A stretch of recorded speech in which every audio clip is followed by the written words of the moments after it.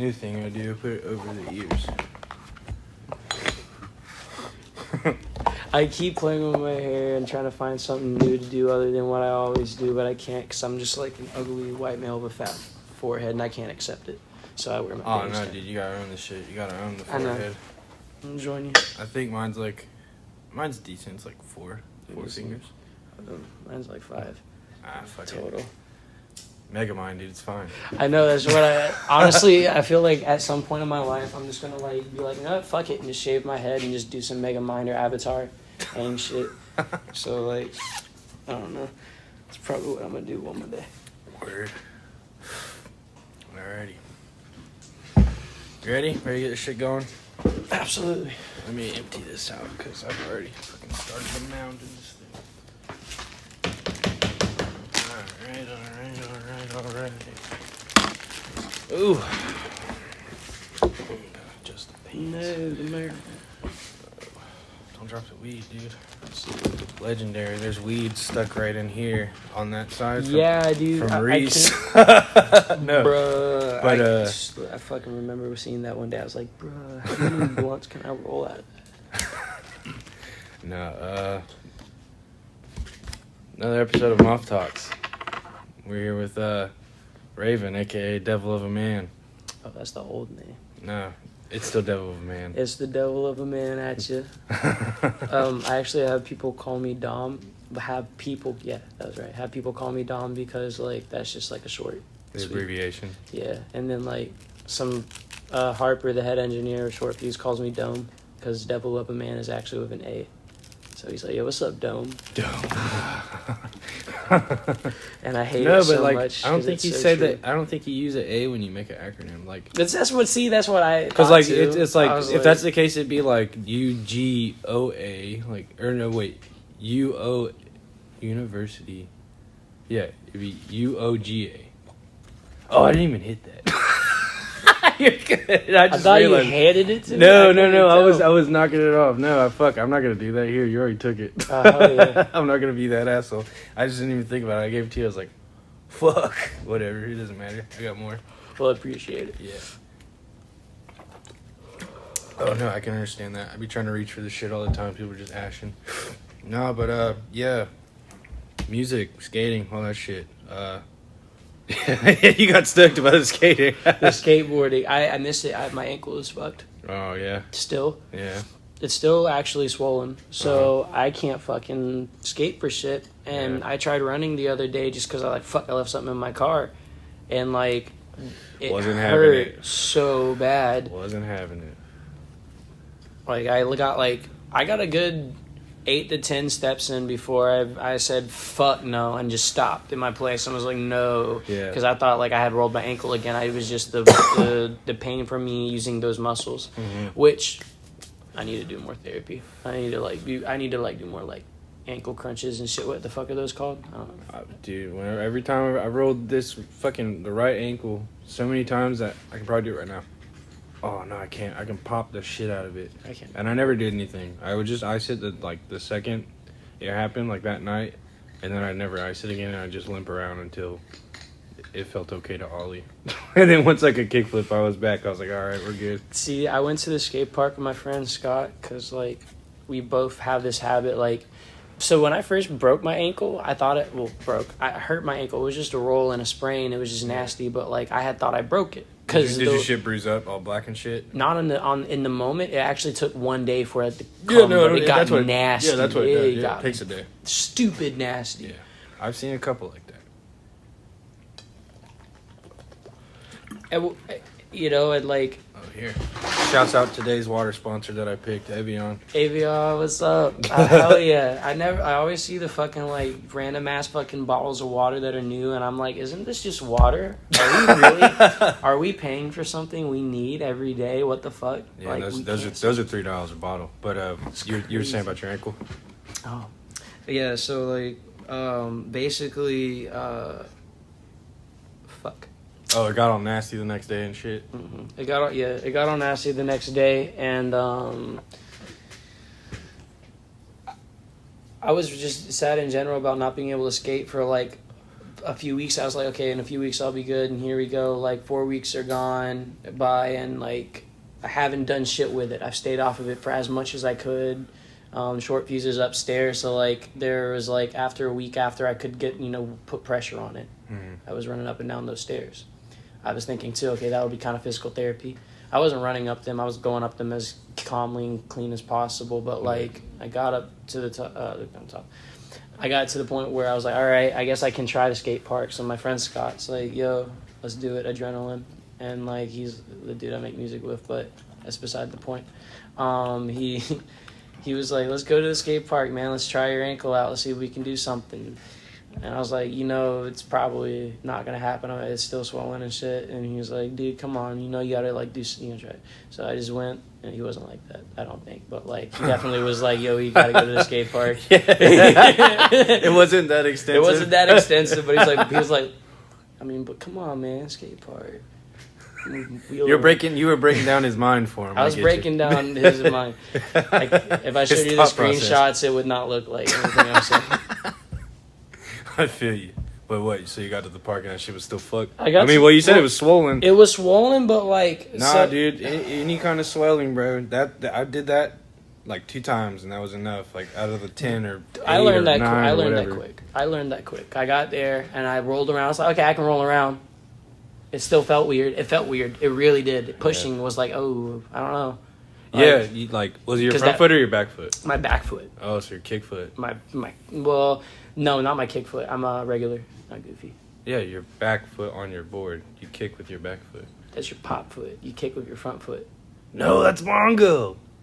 No, pushing. When you push with your back foot, that's the regular way of pushing. Yeah. Mongo's when you push with your front foot. Yeah. I don't push my front foot. My front foot is my right leg, which is my left leg. My back foot was my That's right what I'm leg. saying. So your back foot, you push with your back foot. Push. Yeah, I push, not kick. I thought you were saying kick. I was saying kick, like push, like. No. I sound like Lupe Fiasco right now. Kick, push. Kick, push. Shit. I love it. Shout out to Lupe. Come record music with me. I actually really like his music a lot. That's funny. Superstar was so fire. I went to Philly, and in Philly, I was like, wait a minute, I gotta pull out Lupe's song. And I started listening to fucking Lupe Fiasco, Superstar. I was like, yeah, I listened to that whole album. I was like, yeah, I'm in Philly. Then we went to Maryland. I was like, yeah, Lupe. Hell yeah. But, ankle's fucked, huh? I did the rolling, and going down the rolling, I bent down. I was like, I actually felt comfortable because I had like my weight.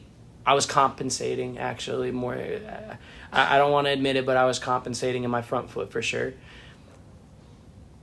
I went and I did a 5-0 stall on the quarter pipe, and then I put it down because it hurt. I got up there and it hurt, and I was like, oh no, and I thought I was going to fall, so like I just put it down at a 50-50, thank God, and rolled away. It's like, oh, okay. It hurt to do that stuff. It felt weird, but I was like, okay, maybe I'm just being a little bitch. I got to warm up, like if I skate like that, skate, calm, don't do anything crazy, I'm cool.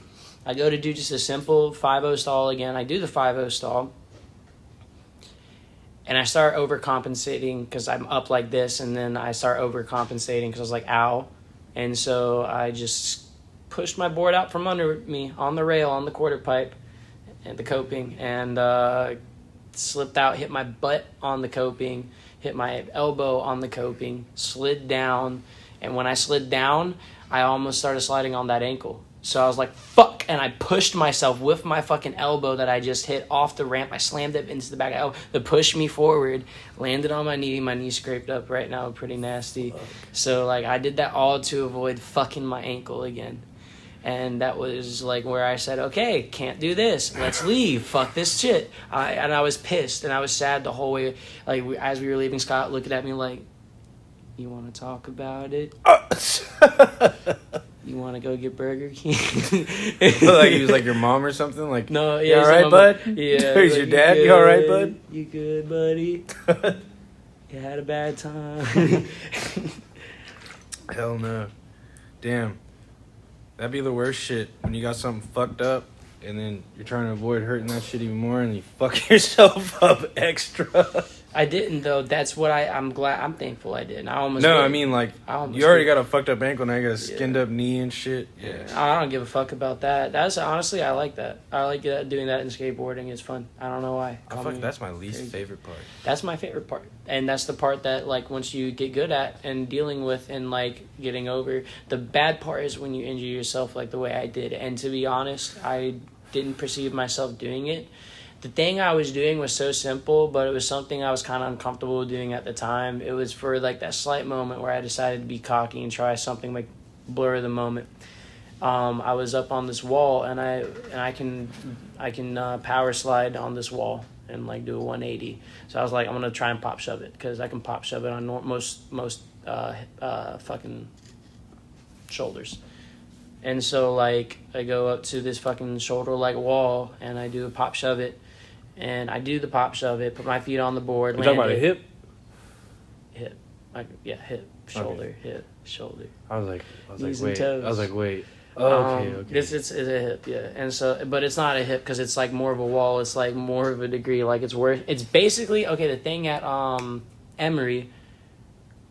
Emerson. Okay, yeah. The thing at Emerson, that fucking like that little thing on the side at the beginning of the park, at the entrance of the park. That little the little concrete slab half wall moon looking thing. Yeah, the half moon.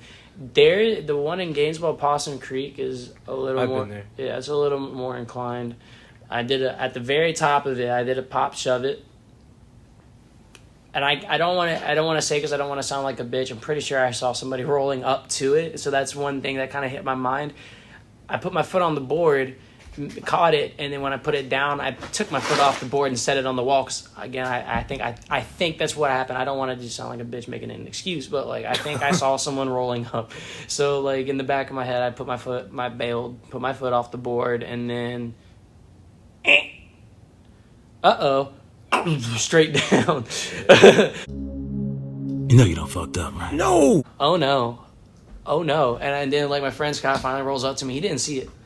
He rolls up and he's like, dude, you good? You're on the ground? Did you hurt yourself? And I was like, I think I broke my foot. And I'm this calm about it too. I'm just like, yeah, I think I broke my foot. And he's like, you didn't break your foot, bro. You probably just tweaked it. And I was like, nah, this one's bad. The keys are over there. Can you get the keys, bro? And everything. And he's like, yeah, bro. And he skates and gets the keys, comes back, helps me up. We get to the car, and he grabbed his keys, not my keys. So he's like, shit, and he runs back to go find my keys. And I'm laying there next to my car on the concrete, holding my ankle, just like, am I dying? I'm not dying. And I'm like, God damn, man. I'm like, no. I'm like, I can't. Did I fuck? I'm just thinking of myself, like, how am I going to wheelchair up this fucking... like, I obviously wouldn't need a fucking wheelchair, but I was just going through bullshit fucking, like, fuck mode. And, like, Scott gets to the car, and he's like, yo, bro, I got your keys. We get in the car, and I'm like, weed, where's the weed? I need the weed. Oh, that shit was in your pocket? I couldn't find it, but like I found it, and then I was like, weed. And I was just sitting there like, I've never rolled a joint so fast. I usually I'm taking forever to roll a joint. It take forever to roll weed. So like I have rolled this thing in like the split like 12 seconds it took for me to break down the weed and roll it up. So I didn't break down the weed in 12 seconds, but I rolled it in 12 seconds. I was proud. For how hurt and stressed I was. So like under 30? Nah, it was about a 12-second roll. I dead ass like broke up the weed took like that's what I was 30, saying.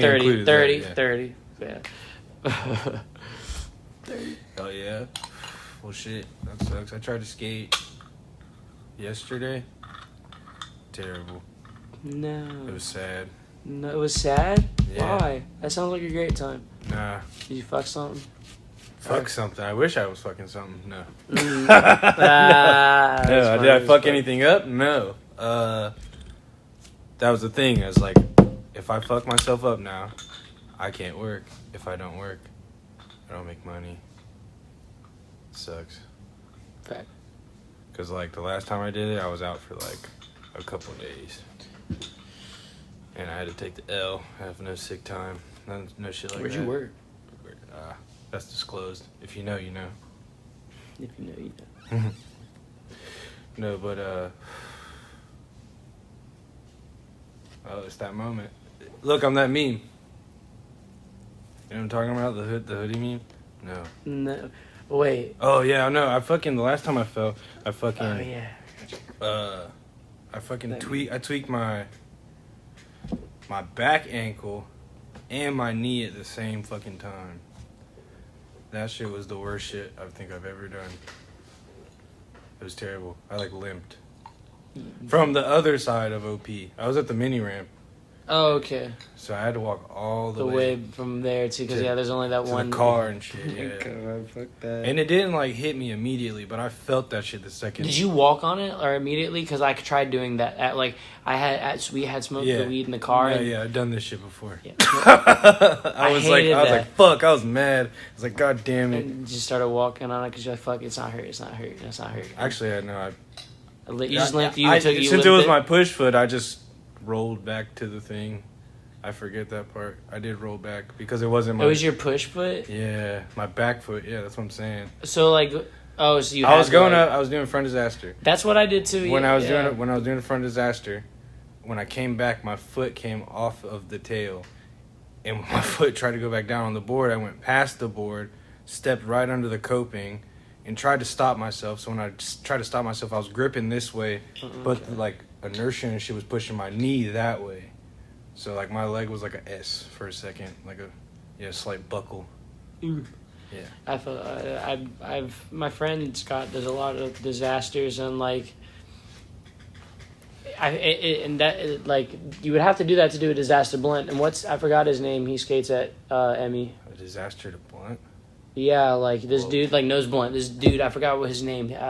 Tony Chandler. Oh, Tony, yeah. Yeah, dude, that fucking guy has the nastiest fucking disasters. I love it, and he obviously shows it off as his most dopest trick, which is Nah, homie's got the front side flips. I know he's got dope. No, he's got. Now he's getting crazy doing tray flip, fucking 5-0s and Yeah, dude, he's skate. I guess I peeped that he was skating with fucking Cody Mack, which is actually my number one in skating. That's my favorite skateboarder. Hell yeah. That's my weird underground. You know what I mean though. My deep sea. It's not like a fucking Tony Hawk ass skater. You know what I mean? Yeah. So it's not like my favorite skater is Nigel. Yeah. So that would be my. Which that you can't really say shit about Nigel because he just dresses funny. That's all. I do fuck with a lot of OGs though. And this. What's crazy? I always thought this would be a common thing somebody would say. I'm actually gonna say I'm good on that. I could. Go ahead. Hell yeah! I'm about to finish roll this up real quick. Actually, I'll put this out.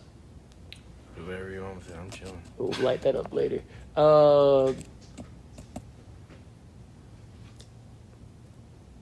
Yeah. Finish it out. Man, it was out. Was it? No. Smoldering.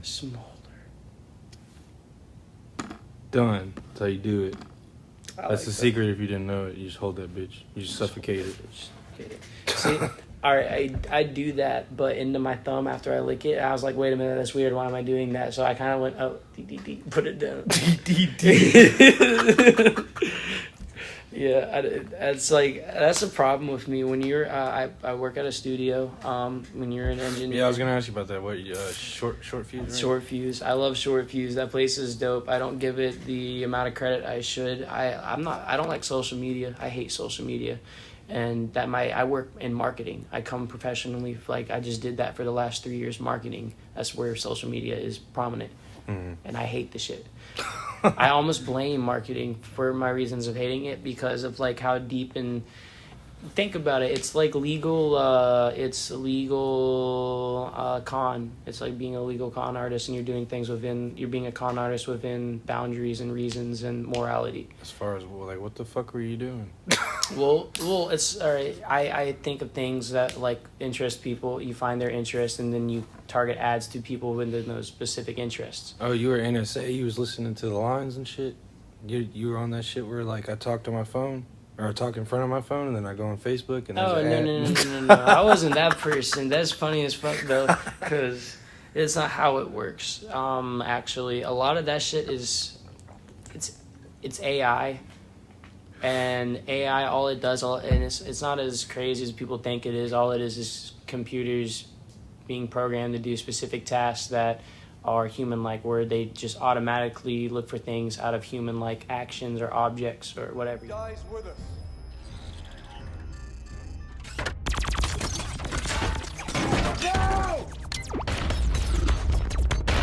Where you can use a webcam and have AI detect certain things in your facial features. But it's called an AI because it's an artificial created form of intelligence. Right, yeah, artificial intelligence, yeah. So that's broken down, and you can explain it that way. But there's artificial intelligence in social things like Facebook and whatnot that just have, if your microphone's on or if you record a video, a lot of people think, oh, it's constantly listening to my conversation. That might not be the case. How often are you on Messenger doing stuff? Your audio recordings that you send over, I like using audio recordings to send messages versus typing, because I can just say something. It's like doing a Snapchat. You just make a little video, and I know people that like will send me snaps and not even look at themselves. They'll just be up at their phone mic, just like, yo, it's da-da-da-da-da-da. I'm like, motherfucker, just like voice record me. And they actually added that to Snapchat like a couple months ago. What, and voice? Oh, like I know what you're voice talking about, message, yeah, where you just record it and send it. They just did that, and I was like, thank fuck. So now I'm not having to get like whole ass videos and shit that are trying to load and whatnot. Again, I hate social media, so like, I hate. But let's talk about Snapchat. No, I feel you. But like, again, it's why it's a part of my life. I actually had to study, well, not necessarily study, but to some degree I did research into that kind of thing because I was interested. I needed to know. I was like, why is this process? It's all a part of data mining. I don't know, I go past this like documentary on Netflix all the time, and like I watched a little preview for it, and it's like pretty much talking about that shit, and I'm like, I'm invested into the trailer, but not really so much wanting to watch an hour and a half of that. So I just never really watched it. It's, I don't know, about the whole, like, what I was talking about, like, you say something and then it shows up on Google or, like, Facebook as an ad or something. And then it just pops up. I've had that happen. And I literally would be talking about, like, skating or something. And skating. First thing, and then CCS ads pop up and shit and all this crazy shit. Ridiculous.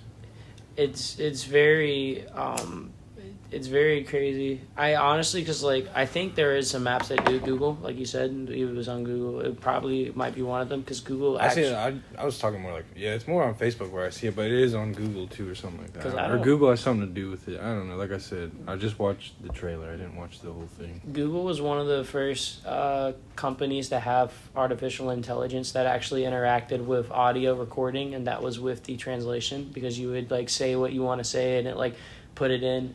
That was actually before you could do that just in your average everyday texting app. Phones nowadays just have that capability for you to record a message and it translate out. That was first with Google, and Google, whenever they and Google's one of those companies that would support open software development because of for the betterment of humanity. That was when Google was cool. Google is now owned by people with money and power and so on, and it's data. And as I was getting into why is this even happening in the first place, is why is that benefiting someone like me? Why is that within my realm of existence? Because data mining is like the process where I use information that's very detailed about you. It could be an interest, it could be a phone number, and I'm able to use that to either contact you or put something in front of you that has something to do with that information that relates to you. A lot of it can be better used with the practices taught in marketing. It's not necessarily a con thing. I look at things from a dark, negative perspective. That's a bad thing. No one should ever do that. I don't recommend anyone doing that. I do that on purpose because I know life could be very bad, and I feel like this is all like a structured, capable society that could fail. Oh, yeah, no, definitely. A lot of people, doomsday preppers and so on. I'm not a doomsday prepper. I don't fucking like collect food and whatnot and spend my days, planning. You ever watch that show? Yeah, I watched that show. Shit I was like, crazy, what the fuck? bro. That's crazy as fuck. That's honestly, it's cool. I would do that, and I would build a studio there, and I would be the only underground dude. There's gonna be no power in the apocalypse with the studio. Maybe there will be. I don't know. Because like motherfuckers gonna want to make sad music. Fuck that. I'd be trying to make some shit where I'm like, I'd be recording. the world fucking over. Well, I would make it, and I would spend most of my time recording. It's being in the studio as much as I am. I don't record as much as I want to, and it's because I'm tired, and I just being a little bitch. Like the people who I mean, I could see that you're like busy making other people's shit, and then it's like you finally like get your own time, and you're like, I've been doing this all day type shit. What I hate, life is a game of bread, and like you can do anything as long as you can truly. That's why they say money can't buy happiness, because you can truly do anything with money. You can't buy happiness because the happiness is like such a isn't necessarily a thing. It's an emotion. It's an emotion. You can put it that way, but like it's not something that can be obtained. You have to like. On my website, it's kind of weird. I have a giant picture of my face and it's like basically a quote that I wrote, which is, if it weren't for genuine pain, I wouldn't know true happiness. And I have an artist, KC Hundo. He has a song called Eagle that we worked on, and it's fucking fire. I want to work with a producer that I know that's at the studio in the building. His name's MGZ. He's an amazing producer, and basically the song I feel like would be up his alley, orchestrated wise because of how detailed the beat is, but I also like the message of the song. It's a message of life is pain, life is struggling, like every day is a struggle. You have to go through that, and I was talking earlier with psychedelics. Mm-hmm. If you're having a bad trip, are you gonna laugh with the fucking cosmic fucking joke that life really is, or are you gonna fucking cry? It's okay to cry. Like I said, I cry all the time. It's okay to cry, but that doesn't change the situation that you're in. Is deep, bro. It doesn't change the situation you're in, but a lot of that actually falls in the line with the universal laws, XXXTentacion. I love him. As a person, I miss him dearly, and I don't talk about him at all. I don't talk about my listening to his music. This is a great time to talk about it because it's he was great, and I didn't heavily listen to his music. I've listened to every single song he's put out that is publicly available, and I listened to it once. I'm not necessarily banging him crazy every day. You could say that's not showing love to someone I love or whatnot, but don't bang him. But I appreciate his art. I appreciate him taking his life and sharing it in the way he did, because you say, life is perspective, and for me, listening to someone's music, dealing with so many people, I get to see the different perspectives. It's kind of cool. I mean, that's kind of just why I don't listen to just one thing. You get to hear all these people. I know. Oh, you would know. You would know. What? Yeah, you would know. You get to listen to everybody's perspectives and hear everybody. Oh, I mean I was talking more about music, but that too. Yeah. Oh, but music too. Yeah. I mean, well, you are. Yeah, definitely. Everyone is. That's what I hate about music nowadays is there can be a message in music, because artists. You could say that, music mumble rap. You could chop that up to, this is mumble rap and this has no message. This is just a pointless song that's banging and the producer did all the work, yada, yada, yada. There will be some lines that matter. There will be one or two or three lines that really, go with you or whatever, or actually meant something. Maybe he really did mean something when he said that. Exo Tour Life. Lucifer, yeah, that's so. But that's the first thing I could think of, because he was crying on that shit. I felt bad. Yeah, that. Honestly, I've cried in the booth before, making a song. That's another thing too. Hearing emotion. I like being able to hear someone's, whether it's pain or happiness or even if it's a hype song, a big booty gotta, fuck yeah, no, I want to feel. Do something like that, because you had something going right there, no beat. Fuck yeah, do that. You had something going right there. Ugly as fuck. Fuck yeah.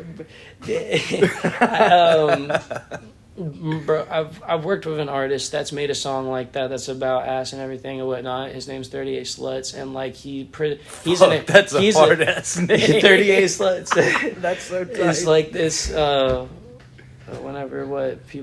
you suicide bomb, like he was how many virgins? 71, 72? 72. 72. Well, he gets 63. 70, 67, 30.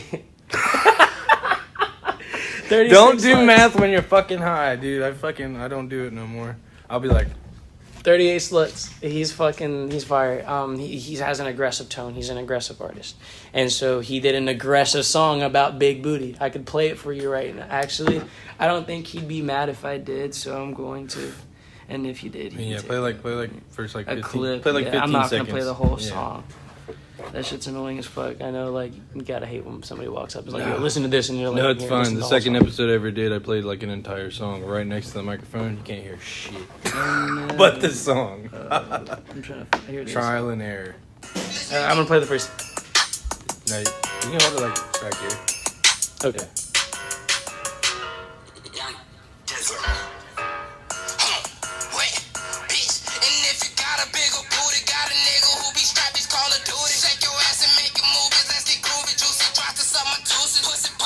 I'm gonna let the first 25 seconds go.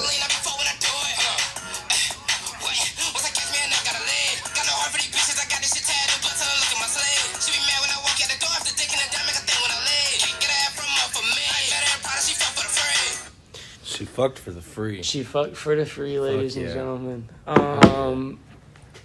I like his music. He wasn't feeling the song. He actually doesn't, he was like, man, I don't know how I feel about this. He might be coming back and recording that song again. Be like, he just wasn't feeling it at the time. I don't know what it was he didn't like about the recording itself. Because, like, the whole song actually plays out superb. The mixing and so on is superb. He's not doing a lot with the background, which I like. It would be a song that's like a very refreshing palate cleanser, because it's not like something you're gonna hate. It's not, he doesn't clutter it with words. It's understandable, but at the same time, it's just like hella ad-libs or something. Yeah, so like he's saying, like he might say things a little weird or throw things, do different things with the wordplay, but he's not overcrowding the song, and the beat doesn't do anything like that either. So it's something that you can take in. You play video game? Have you ever played Call of Duty? You ever played? Fuck. Okay, no. Any video? Okay. No. Have you played Why'd you ask Call of Duty? No, I fucking suck Call at. of Duty, I suck at Call of Duty. Man. Okay, but have you have you terrible. played a game where you got into like the menu and afterwards it'll be like your different like capabilities, like your aim and then whatever, and it's like Tony Hawk, like attributes. Like it's like a pentagram. Pentagon. It's a pentagon, and it's like pentagram. I'm about to start playing fucking Call of Duty, bro. Fuck yeah. 6 Call of Duty. Which one is that one? 6 Devils Awakening. Fucking. But there's this in some video games that have like a this pentagon shape thing with multiple like attributes, and like it'll stretch to it and fill up it like to how strong you are in that specific section, or how well you did in that specific. Oh, you gotta like move the things and it'll take it away from the other side, kind of thing. It's based on your performance. It's a performance-based thing. It just shows it. I've seen those kind of like where like you like are making a character and you have to like move the thing around. It's not that serious. But it's not that serious. Regardless, finish your metaphor. I'm still trying to hear this. Basically, like I just as like I look at things from a dark perspective, I compare things to like a capability.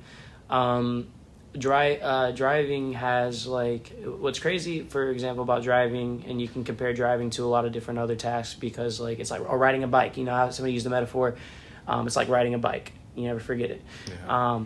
Well, how pro can you become at riding a bike? Or you can be somebody. You can obviously ride a bike down the block with some homies and whatnot. But there's motherfuckers out there doing crazy ass backflip 360s, fucking like throwing the bike up in the air, Nitro Circus, letting go of it midair, then catching that shit, throwing it back under them, landing on the ground. Like there's different scales and capabilities doing everything. Another phrase, and this one's the darker side to it. You ever hear a motherfucker say, "Oh, I'm better at driving when I'm drunk"? Whoa.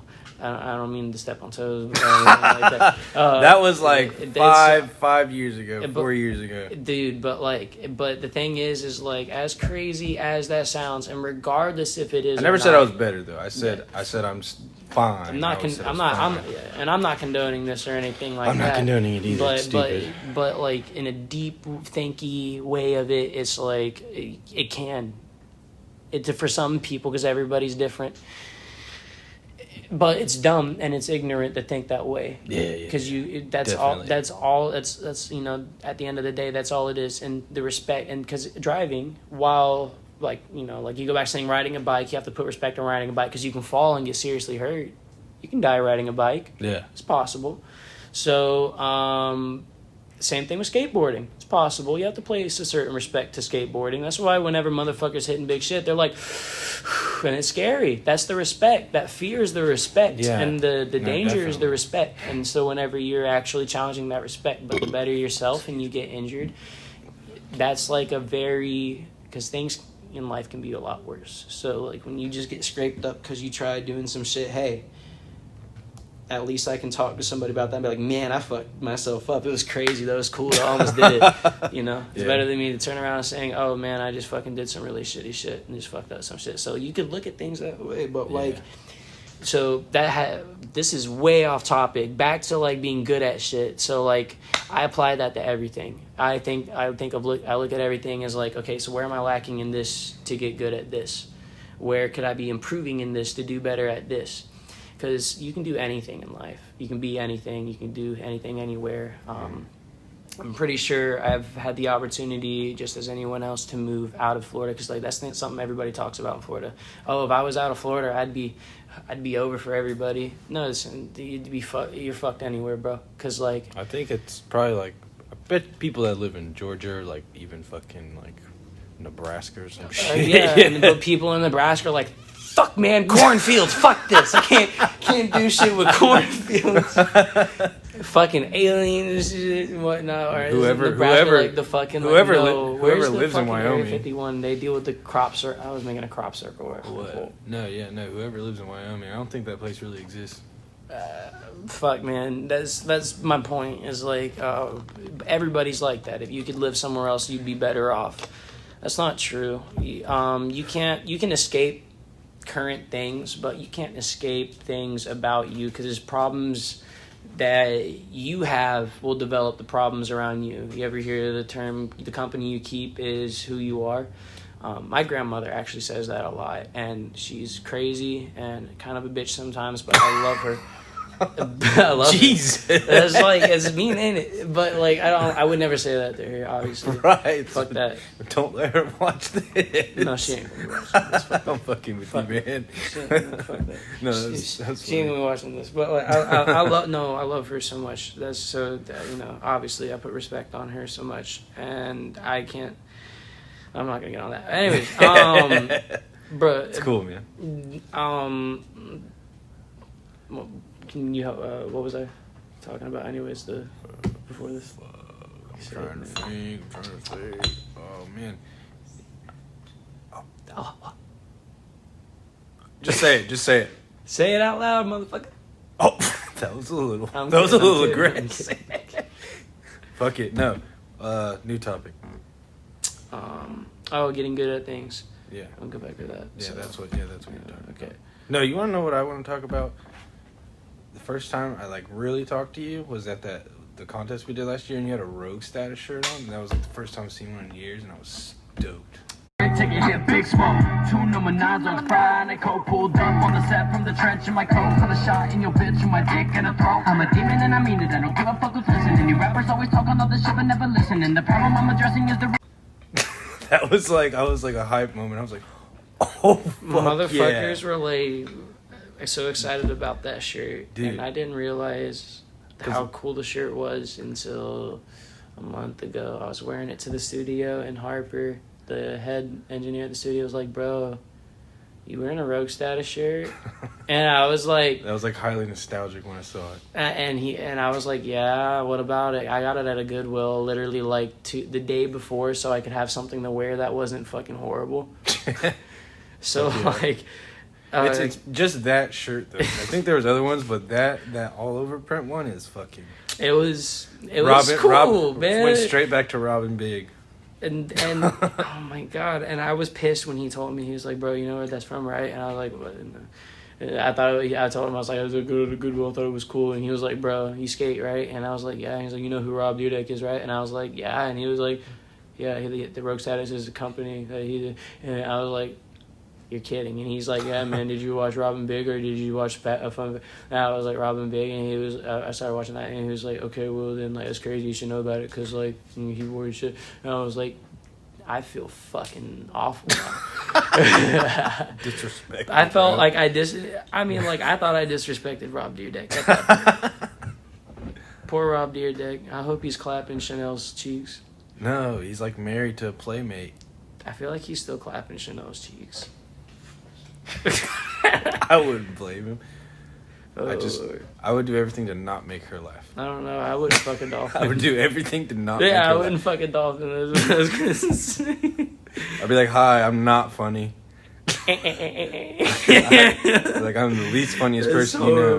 We'll just get that out of the way. No, I feel like that would get a laugh. I love her too. I looked at my friend was like, Scott was like, "Bro, look at her Instagram before you keep talking shit about her." And I was like, "Okay." I pulled up her Instagram. I was like, "God damn, she's hot as fuck." Have you ever listened to any of her music? My music? No, her music. Of her music? Yeah. Actually, no. That's cool. She makes music? You didn't know that? No. That's cool. Bro, she was on that show Love and Hip Hop, and she said some shit like. Funny as she fuck. said some shit like she was like season of that. She was up there with like God, no. she was what she said. She was up there with like Drake and shit because she like had features with like. It was a bunch of features, Drake, like big names, kind of, but you know, like together in the same room. You know that they paid, and you know she paid for the motherfuckers. Like they weren't just like, "I'll get on it." Like, all the artists got paid. Obviously, if you're an actor on there, you're getting paid. But like, I'm saying like Chanel West Coast, like she was bragging, saying she's up there with like Kanye and shit and all this crazy shit on Love and Hip Hop, and everybody was clowning her for saying it. Charlemagne, the guy, he was clowning. Well, Charlemagne was clowning. Fuck Charlemagne, bro. I ain't fuck about Charlemagne. I have respect for him and like him as a person and like his career, but like, fuck Charlemagne, bro. His opinion doesn't matter. I feel like he knows that too. Oh, I mean, I thought the shit he was saying was funny because I've actually heard her music and he was like, "Oh, she's mad because I told her music's trash." No, it's not. I mean, it's not that good, man. No hate. I mean, do your thing. But, is she like trying to like make a message, or is she just like making music to make music? What was this? Like trying to prove she can rap, kind of, but like, I don't know. Does she have a catalog? Or does she just make I'll put a it this song? way: a good homie of ours used to have it on his iPod. Right. And I was going through his iPod one day because he was driving. He was like, "Put on whatever you want." I'm trying to get to like, this is like 2012, so I'm trying to get to Chief Keef. It's 2020. I'm still searching the same thing. Right. But and I'm like, where? And Chanel West Coast is right there because it's CH. I'm like, what the fuck is this, bro? He had her album. I was like, what the fuck? Oh my god, that shit was hilarious. He was like, bro, she's sick. I was like, she's sick, bro. I was like, you're crazy. She was like Megan Thee Stallion before Megan Thee Stallion was a thing. But like, she wasn't Megan Thee Stallion. She was Chanel the Dolphin. Chanel the Dolphin. I love it so much. She needs to revamp the career and come back as that. Megan the Dolphin, bro. No. No, Chanel the Dolphin. Chanel the But enough about Chanel West Coast. We've given her too much airtime. Yeah, fuck you, Chanel. Pay me before I talk about you again. No. I mean, but I was seriously, I was stoked on that shirt. I was like, that's the fucking... the shit. I hadn't seen that shit in years. Shout out to Big, Rip Big. That was, like, hurtful. I don't know, like, it's crazy. That's a shirt I haven't seen in years, but yeah, definitely R.I.P. Big. R.I.P. fucking Big. I want to get that shirt. So once I found out, obviously the company was, I did research and I was like, man, look, I need to cop all of these shirts. I went on eBay and I started looking up shirts. I couldn't remember the prices for the life of me right now. But fire tax? Huh? Were they taxed? Some were taxed, some weren't. But I was afraid that the ones that weren't were knockoffs, and because there were some that were taxed. Oh, I know what you're talking about. It's just like a company and they print the shit. Bro, I bought some shit from those before. This shit comes out fine. It's fire. It comes out fine. I'm not that kind of person. I'm like a. If it's within capability to get it genuine, I know what you mean. You want to like. I want to work up to it. It's a goal. It's a goal. That's all it is. Actually buy the real thing. I feel that. I be talking shit about fake shoes all the time.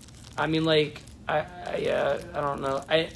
I see a lot of people being like, yo, bro, I'm getting like all these shoes for the low. Like, check, I can get you this pair for like 200. This shit sells for like 800, bro. You flip it for 800. And I'm like, so you're telling me you're going to sell me a really great knockoff, and then I'm going to like try and sell it to somebody for them to like actually go through the time to fucking like look to see if these are real and find where it's not. Oh, fuck that. Like, you ain't getting past these. People don't know how fucking huge the fucking fake shoe market is. It was like the whole fucking the Chinese watch thing now. You can compare it to that. Remember, you'd be looking at one of the ads on Facebook. You'd see, like, look at this. You just pay the shipping and get this fire watch because I fucking like I'm giving them away for free basically to promote the company. Oh, you're talking about the like the drop shipping. It's like drop shipping, but you're getting the inventory. Like the Supreme Patch shit. Swipe up to get iced stuff. Yeah, that shit. Yeah, and there's like, bro, there's so much shit, but all it is just Chinese products that people are just doing good marketing. Yeah, I watched a review video. That's why I say marketing is literally con work, because you're just using somebody's fucking like interest in general, like existence in life to benefit yourself by extorting the capability of a specific object or service or thing. Yeah. And so like, let me go into like why I love short fuse and why I love what I'm doing in the studio. I will not, with my financial capability, I cannot own a business or do things the way I want to. Mm-hmm. I'm very grateful to see someone like the owner of the studio, Coke, that's his name. Like, shout out to Coke. He's like an amazing boss, owner of the studio, and like he's like doing what he can to grow Short Fuse as a name on top of trying to, juggle owning a business, operating, especially during this time too, mm-hmm. Which is really cool to see him still being able to do, keeping up with COVID, doing everything we can, because people, when they go to the studio, they want to bring people with them. We have to like limit that. We have to like take precautions.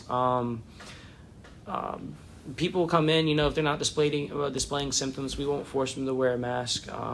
That's how a lot of businesses are doing it in Florida. So if people want to like talk shit, then talk shit. But like, it's a serious situation. I'm actually like looking to I've been building a website that's going to have a lot of information for people, because I feel like one thing our business lacks, which I want to benefit out of my capabilities, is a website. So I've been working my ass off and trying to create something that's so operational, smooth, and like easy to read, the easiest information to digest with the best amount of flair, but not too much. I'm not trying to be big, brag, boasty like with the website. Mm-hmm. So I'm just trying to I would feel like my most professional work, and I've worked for a data center, created websites for them, and they just got bought by a fucking $1 billion, like there's like hundreds of dollars in their stocks right now on the fucking NASDAQ fucking shit. This shit's fucking ridiculous, bro. And I'm glad I'm out of it, because like I just couldn't stand another day doing that kind of shit, being in that kind of environment.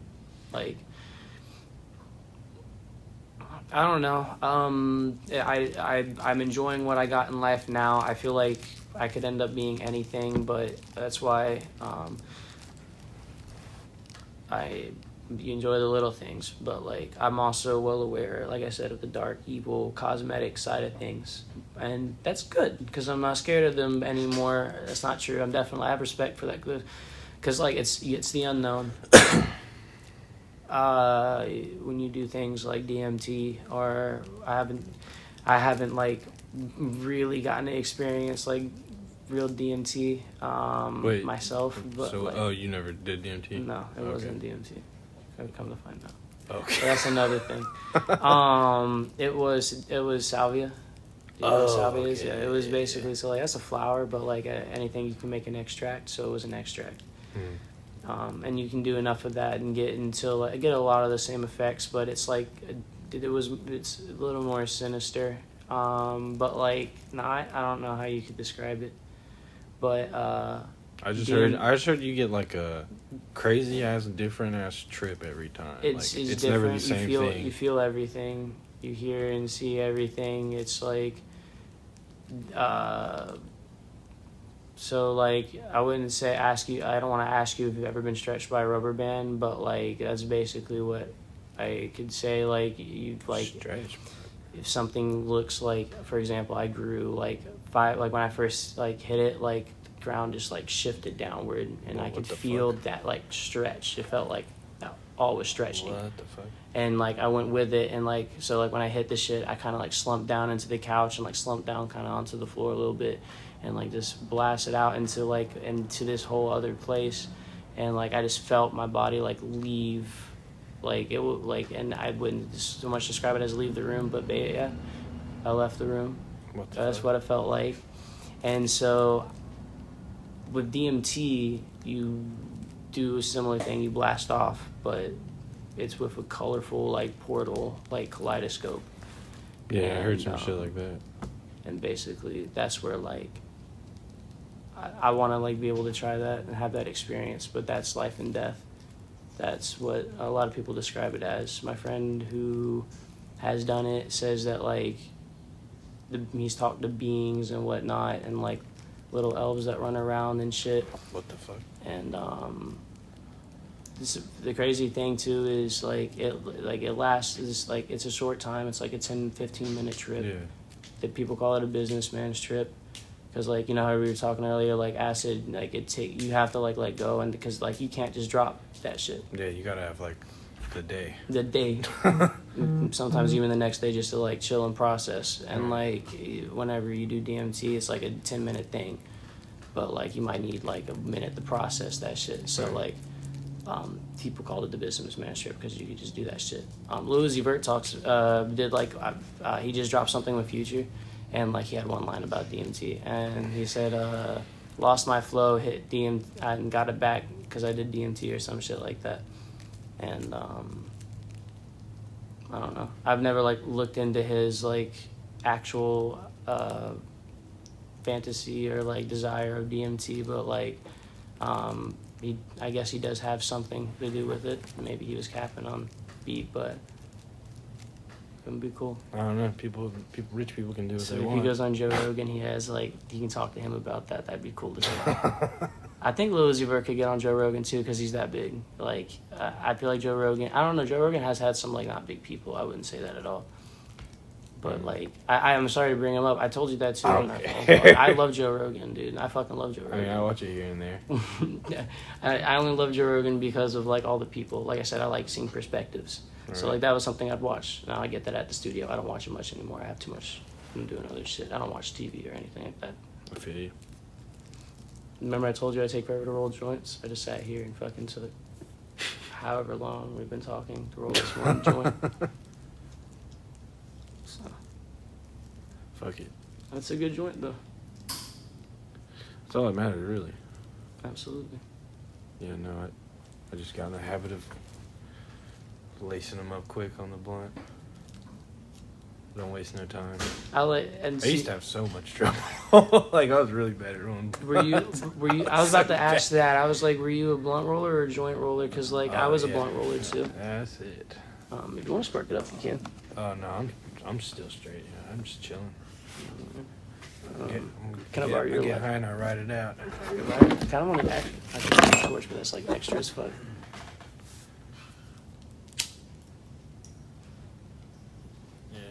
No. Definitely. Oh shit. Fuck. There's a clump right there at the beginning. I hate that. Now the paper. Alright, that's better. Had some phlegm. No, I'd smoke joints if I cared to take the time to roll them. Like all the time. Blunt's way easier. It's actually not a time consuming thing. I'm just like a no, I mean like I'm that bad at it. I have to practice a lot. I only recently got actually decent at rolling joints. I could roll them. I just like took forever because of I couldn't roll them. But Yeah, I get frustrated to the point where I don't even care to learn. It's about, that's why I kind of carry around this grinder with me. It's extra as fuck, but like this grinder literally breaks it down to dust, so it's like kinetic sand. I can just mold that shit. It's like super powdery. Yeah, and so when you're rolling it and you're doing like the whole like roll like with the paper to get it like all packed up, this is the Rubik's Cube trick. The rolling joints is when you do that first initial pack roll thing, people start immediately trying to tuck and roll it. Whenever you go down to put the paper to that place where you do that, you're actually rolling it to a different location, because when you're doing the you're only like packing one spot, like one area of it, really. You're not packing the whole thing. So when you twist it, you get that full circular roll. So you have to like go down a little bit and try and reset it without. And then that's the thing I can't ever get. It's so that's the finesse to it. And so my fingers just naturally go in, because that's all you do for a blunt. It sucks. Smoking joints looks way cooler. When you have cotton mouth, it sticks to your lips like a bitch, though. Oh, I know that much. But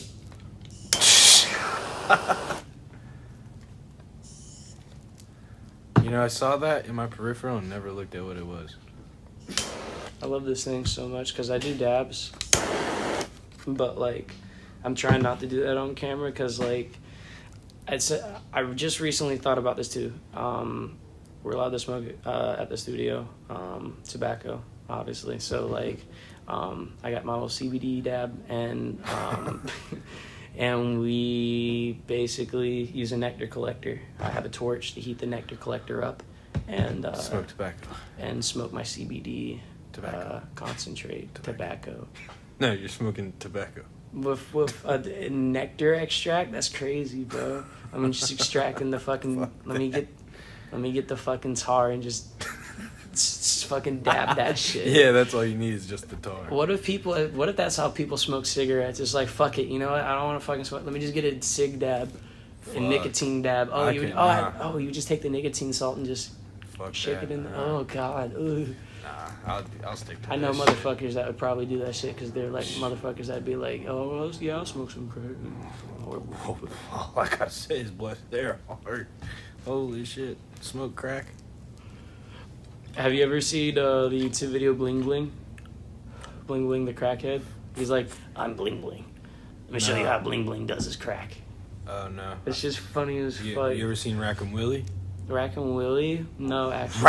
Rack! Yeah. Rack'em Willie? Yeah, dude. Real, like, actual, like, drug addict, crackhead dude in Atlanta. That's cool as fuck. Funniest video ever. I need to check him out, but like the crackhead on the internet. R.I.P. He died, man. That's yeah, Bling Bling died too. Oh, what? Sad shit. Fucking my internet crackhead. He's Bling Bling. He's pretty cool. My internet crackhead. He did his YouTube video. He basically was like, here, let me show you how Bling Bling knows his crack is good. You take it. That shit smells like octane. Oh yeah. Fuck that. He fucking like put it, and he sat there grabbed his crack pipe out his fucking collar of his shirt. He was, look at this. Bling Bling's crack pipe. What the fuck? And fucking like crushed the crack up and went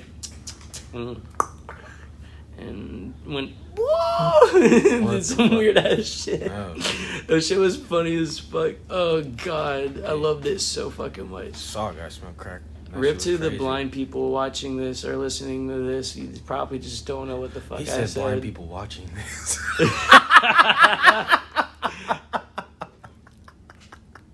Fuck yeah. That's what we're going for. Shit like that. I have not talked about this. I keep talking about the studio and then getting so like, that's a bad thing I do. Let me talk about some bad shit about me. I'm not all cool and like deep. Oh no, you don't gotta do that. No. You're good. You can just tangent so much. Dude, it's fine. God, fuck. A conversation is a conversation. Oh, absolutely. I agree. That's all it is, man. You know. That's true.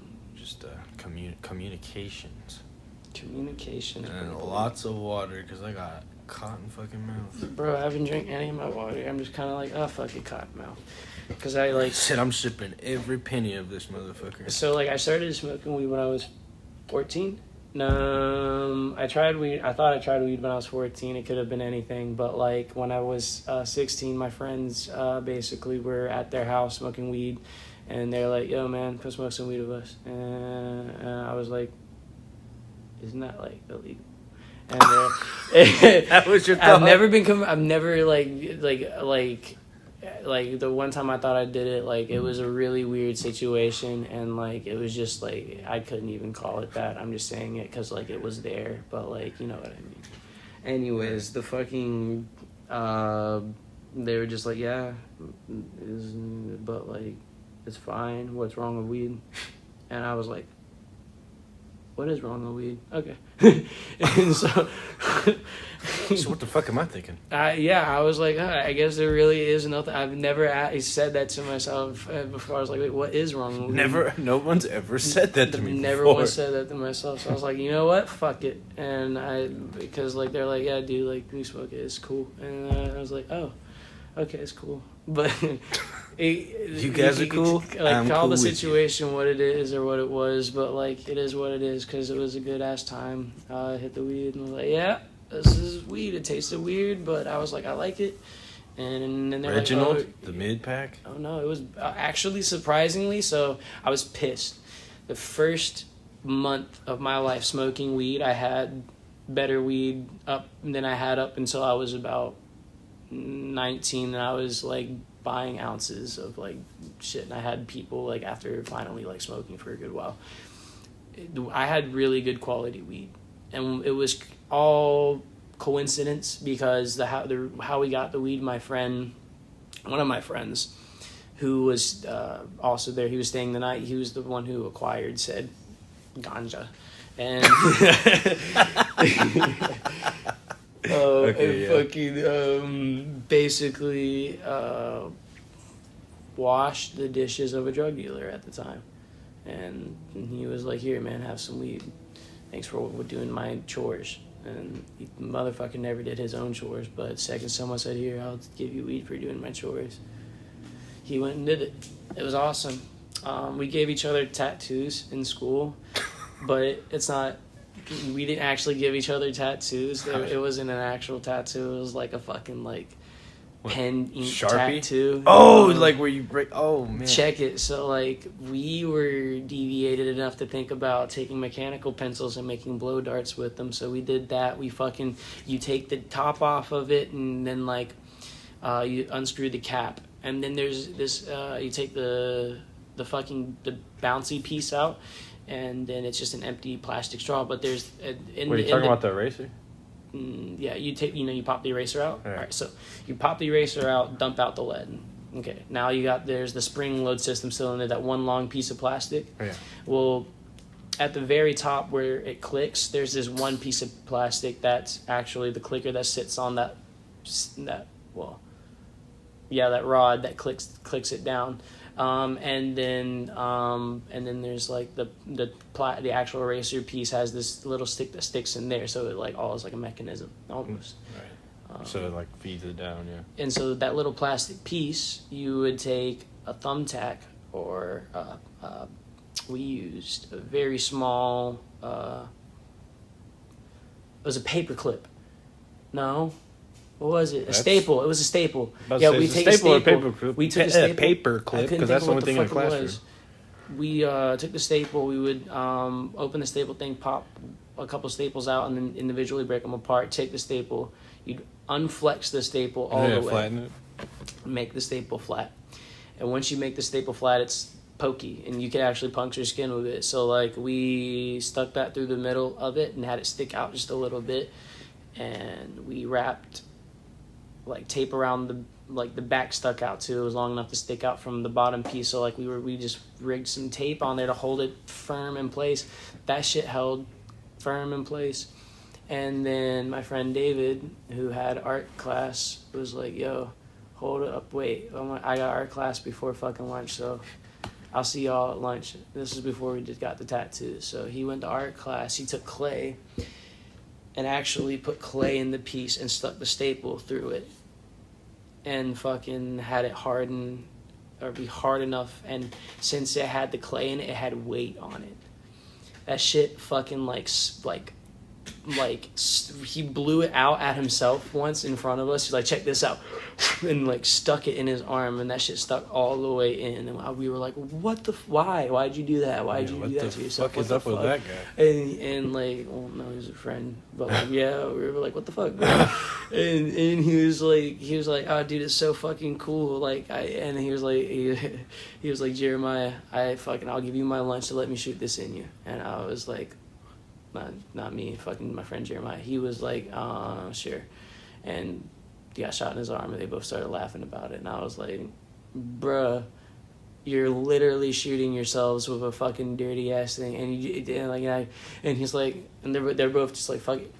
And so we were in high school. We were the weird kids. Fun fact, the weird table. And these guys fucking just sat there the whole time, like shooting the dart at each other, and like I hated it so much. But then they got an ink pen out. They're like, we're gonna get fucking like single dot ink pen tattoos that are like sacred, I don't even know about. And so these guys took the fucking thing and dipped it in the ink and gave each other the tattoos and looked at me and was like, and I honestly, I was a little more involved than I'm like portraying the story, but like, because I was like doing a lot of like, yeah, I was feeding the flame because I thought this shit was funny at the time. Oh, do it, yeah. And so they were doing it, and I was like, fuck it, yeah, I'll get that. It's not visible anymore. It's faded over time. Right. Believe it or not, Jeremiah, he's still got his, I think. The last time I asked him about it, if he still had it, he showed me it, and I was like, holy fuck. But how long ago was that? I'd say a couple months ago, not too long. No, I mean, like, when did you do that to you? Like, when did y'all do that to you, wherever you did it to? 9th or 10th grade. How many years ago was that? I'm 21, so, like, fuck. That's a good number. It's a decent number. It's nothing I can complain about, but like, yeah, it's been a minute since 9th or 10th grade. It's crazy, though. Yeah. Normally those things just fade. No. Fuck. All right, real quick. I want to make this as fast as possible. I've already killed 2 of these, bro. Fuck. Cotton out like a bitch. I gotta piss.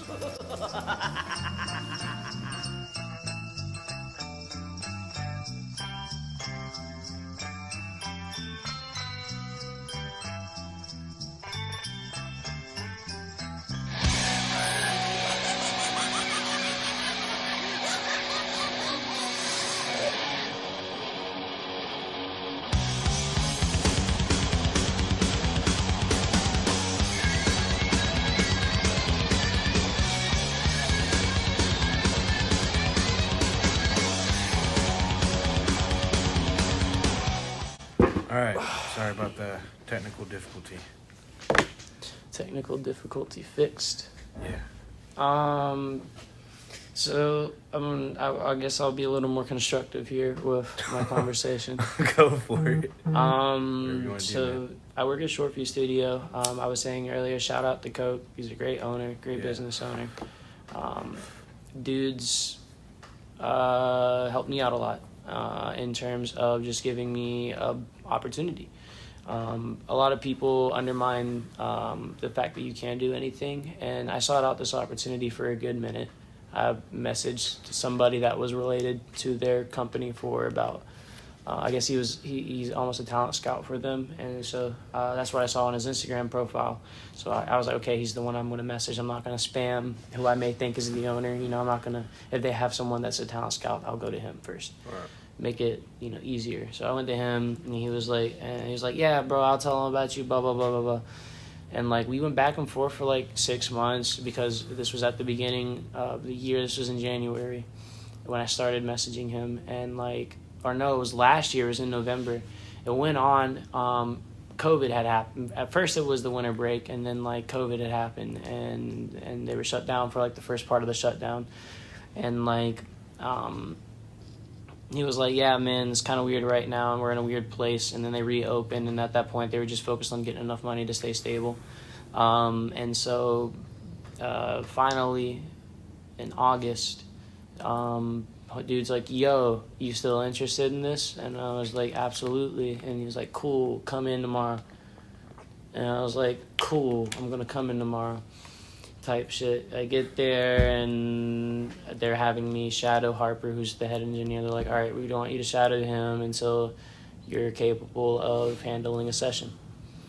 Because, like, at this point, I had already, like, done recording sessions with Reese, and I did one with Tino, too. I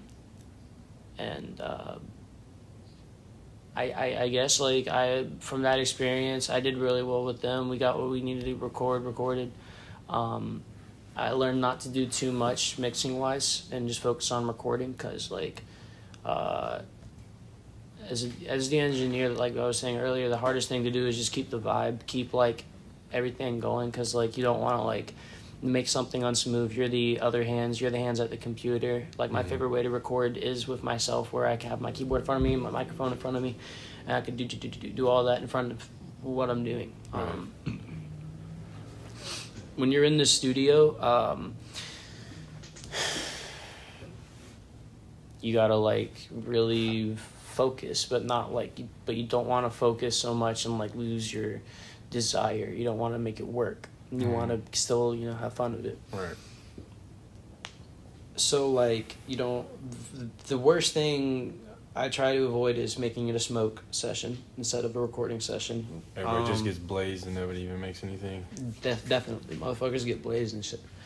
So, but I get blazed and I'm trying to record artists typically, believe it or not, that I've worked with so far, get in the booth and record. I've had 2 times where people actually sat around and smoked, and I was like, I'm not going to force it, because then I don't want to make people upset. Again, right. You don't want to lose the vibe. They'll go when they want to go. Right. And typically if I don't have a session afterwards, I let, I'll stay longer, because I'm doing this full time at this point. When I first started off, I wasn't doing that because I wasn't there full time. I had another job, and that most of the time I was there, and then I had work the next morning. So I needed to, like, do that, go home, sleep, come back to Jacksonville, work early in the morning. That switched to a night shift, and then eventually I just left the job and started this full time. A lot of artists, again, like I said, actually can come in and be formulated when they get in the booth. They'll have their lyrics. There will be artists that come in and just be like, I'm going to listen to some beats and try and freestyle on them. There's no right or wrong way to come into the studio. It's about making good use of your time, which is your money. Right. The most important thing I remind people is that I'm here to record. If you want to redo a take, you can redo it as much as you want. Don't get frustrated because you sounded weird or, like, was off, or, like, something sounds off. It can be fixed. Like, remember to keep your composure. That's the first thing I remind people. Don't, like, freak out on it. Don't freak out. Like, if you hear, like, talk to me, type shit.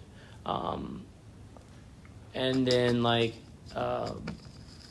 with our current situation, because we're still building out our Studio B, we don't have the microphone between the recording artist in the booth and the engineer out next to the computer.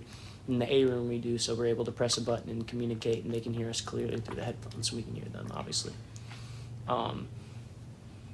And so keeping the concise recording is what's important. I just recently learned to, instead of starting, like, 4 bars before they come and record, start 8 bars back, because it actually, that little air time to just think about, is good, but it's not too much time to where you're overthinking. Right.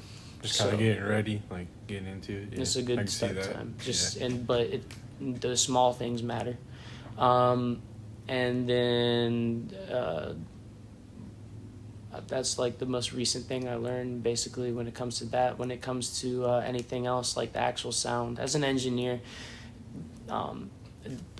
people are like, there are some people who are like, oh, the engineer, it's his job to, make you sound right, this, that, and the other. And that's true. And then there's other people who are like, oh, well, the artist needs to also sound good when they record. And that's very true. Yeah. You can look at things like this. I say a lot, I'm sorry. Don't worry about it. Creating a mix, you need to have a good recording. And to have a good recording, you have to have an artist, you know, behind the mic who's going to do, you know, like focus and actually record. Because, like, you have to have the energy, the way you say it, because it's like, is this going to come out, like, sounding the... So once you get the recording right, you get the good mix. And the mix is what I do, where I basically piece everything together. I position everything, do the fade in, fades out naturally, all that shit. Clean it up. You know, and then above that, that's where I also add in like the effects and like what specific sounds get those effects, and I take things and I'll like reverse them and add a reverb, make it sound all cool, and like reverse bass out in the background on top of it. So I'm like, you can get so detailed with mixing, it's awesome. What made you like even start doing all that shit? Like when, like what's the origin story? I wanted to make music. I wanted to be an artist, and right. I do want to. I wouldn't say it's a sacrifice necessarily right now because I still make my own music, but like it's a process that I need to involve myself in, and it will. I feel like if I could focus on my own stuff, I would go off. I've actually had this conversation with the studio owner. He's like, bro, if you like actually put, you know, the effort you want to put into your artist, you'll go up with your music. I'm not happy with what I have out right now. That's just the fact at the end of the day. I wouldn't want to waste time in working on this because, like, it's not a formulated message. It's not the artist I want to be. That's why I'm not Raven anymore. That's why I'm DEVILOFAMAN. Right. I got one song out that I really like, and it's out on all platforms. It's called BUSTDOWN. It's for how it was recorded, because I recorded it. I have a Rode NT USB mic, which is a MIDI to USB. The microphone's a MIDI microphone, which is a step up from a USB microphone, because it can work like it can function like a MIDI mic, but like really it's I don't know. You talking about like you got the box and shit. Well, that's say a condenser microphone. That would be better than what I have actually. Okay. That'd be a step up. I would love to have a condenser microphone again. I had one. It was an MXL 990.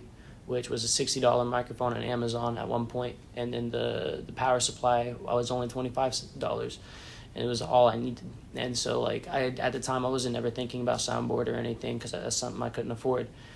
And so like at one point I had come across just a random like $150. I won a contest or some shit like that for school, and like I bought a condenser microphone with the money. And I had my laptop that my grandmother got me. And then when I got my desktop, which was nice as fuck, I got it for Christmas. And I never thought I'd get a computer, but she was like, yeah, I got you one, fuck it. Put it on a credit card and shit. And I was like, no fucking way. So, like, again, like, you know, I place so much respect on my grandmother for giving me that in itself was the opportunity to even, like... Started off, yeah. The Big Bang. But, I downloaded. A lot of people use. I used Audacity for a little bit, and then I found out. But I was like, I can't do much with this. Like I can, but I can't do much with this. But I only know two programs. I know about Pro Tools and Fruity Loops, and that's all I've ever seen. Pro Tools and Fruity Loops are the industry standards, so to speak. I don't know anything outside of those two, but I assume Audacity is one of those. What's crazy is Audacity. I would be surprised if someone on the radio actually made a song with Audacity and I got it on the radio. It's possible. You can record something high quality on Audacity and as well as mix it. It would be a very basic mix. Your options aren't too limited. You would have to do a lot of modification, but to actually have it in a clean, concise, like nice looking process that's created in Avid Pro Tools and Fruity Loops, you're not, so like that's the difference. It's the experience and the actual creation process itself. What do you use at the studio? Pro Tools. Pro Tools. Absolutely. If you're recording music in a professional studio, you shouldn't be using anything other than for any reason unless you're trying to get like a specific like artistic touch. If an artist looks at me and says, yo man, it's gonna sound crazy. I used to record with Audacity back in the day. You don't got to do the mixing through it, but I want you to record the vocal on Audacity and import it through there. there's like believe it or not, Audacity, just because of the way their pre-configured settings are, I hear it kind of, it's like a more clear, different sound. But like you could technically record something in that just for like the specific sound. Like that's something you can technically do. I'm being very hypothetical right now, just a reminder for anyone watching and listening. I'm a very hypothetical person, which is bad because you're supposed to live in reality, but I don't know, fuck that. Do what you do, man. But that does, that the possibility does exist. It's like the same reason Pro Tools, you have to, when you're on the master track, you have to use a noise limiter. I know there's actually, I think there's some kind of hard equipment that is analog that you can output your recordings through that does the noise suppression. But like Pro Tools has this, it adds the effect, because in a soundboard, a real soundboard, I think it's the thing that Audacity might remove, to be honest, or not have. They have this like background like white noise, like staticky white noise, and it's because of it's trying to mimic the effect of a soundboard being an effect. Like if you go to a studio that actually uses a physical soundboard and your audio is running through that before you hear it back, you're going to hear that unless there's a noise suppressor running through the analog equipment. I didn't start learning about a lot. I didn't start thinking about, once I started thinking, I love that. You can do anything, like I say, you can do anything. Once you start thinking about stuff, that's when you start doing things, because you start actually applying yourself. So the moment I got to the studio and I started seeing how Harper was doing things, I was able to sit there and say, okay, so I see his process. I'm now going to make my own process. And at first it was actually wrong. He didn't point that out. I pointed that out, which was cool, and I'm glad I had the opportunity to do that and did that. Basically, like the way you process plugins in Pro Tools, the way they're set up you have this like on the side where you see beside the recording stuff. All you see is the volume bars and the volume knobs, and then the where the plugins sit. And their inserts as well, where you have like buses set up with specific plugins that create a sound, a specific effect, right. And you have it bust into that insert that you can slap to a track where you're recording, and you can like gradually add that effect into that vocal in that spot. But with all the plugins and how they're set up, they actually, each plugin from top to bottom it runs through each individual plugin first. So like if you at the top, if you have an EQ, an equalizer for like different frequencies that runs, and there's a compressor under it, the compressor processes after. So it'll first, the audio will go through the equalizer and get that sound, and then go down into the compressor and compress that. So that can affect how something sounds. It's like, Okay. I like that. There's all that little detail in it, yeah. So that's what separates it from an average everything. Now, believe it or not, because I actually used a program better than Audacity that was free. That was not as good as Pro Tools, obviously, but like it damn near close. It was in the middle of that shit. It was like the Sony Vegas of Adobe After Effects and Premiere. More computer stuff. I know Adobe. There's you have to know that. If you know what Sony Vegas is, you're an OG. That's like a dope ass program. Whenever I got my computer, I pirated that. So I had like a Sony Vegas 8, and it was because it was so easy to pirate, and they didn't give a fuck if you pirated it. They weren't gonna go after your ass, and like that's because Sony like is a very creative company. I take that back. They will sue the fuck out of Disney for doing anything with Spider-Man now. I think. Maybe. I don't know, because like they own Spider-Man. I think Sony does. I don't know. Damn, that's a. Did you know that? No, I know like Disney bought Marvel, Disney, right? Yep, Disney bought Marvel, but I think Sony still owns the actual. Oh, I kind of remember hearing something about character. Like there wouldn't be another Spider-Man. Yeah, there wouldn't, because they're like. So you know how? It would make sense because Sony. Okay, Sony has the Sony owns PlayStation. PlayStation, which is the Spider-Man games. Yeah. So you ever played it? Yes, I love. I played all of them. I played the new one too. I haven't played the new one, but the one before it, that shit got Game of the Year for a reason. I'm backwoods as fuck. I have this one dude that lives in the backwoods of fucking Florida. Like, I'm not gonna give locations because Florida man. Yeah, Florida man, bro. He like went to buy some weed from him, and like he has his like he does all his deals in his room and is very discreet because there's a kid that lives in the house. He's a very discreet person. Oh, yeah, He does all his smoking discreetly too and everything. I respect him highly for that because not a lot of people do that, believe it or not. And so I basically he was playing the new Spider-Man on his PlayStation and was like, "Hey dude, you want to come play?" And I was like, "Fuck yeah, I want to come play. What the fuck? I haven't played this shit yet, and I keep seeing it everywhere, and I can't because so like before I started like getting stupid heavy in the psychedelics and realizing that like you don't have to be so heavy on things and like focus on so much and like be so into it. Right. I gave an ex of mine my PlayStation, and I just never had the balls to be like, "Yo, I want my PlayStation back," because she enjoyed it, actually used it.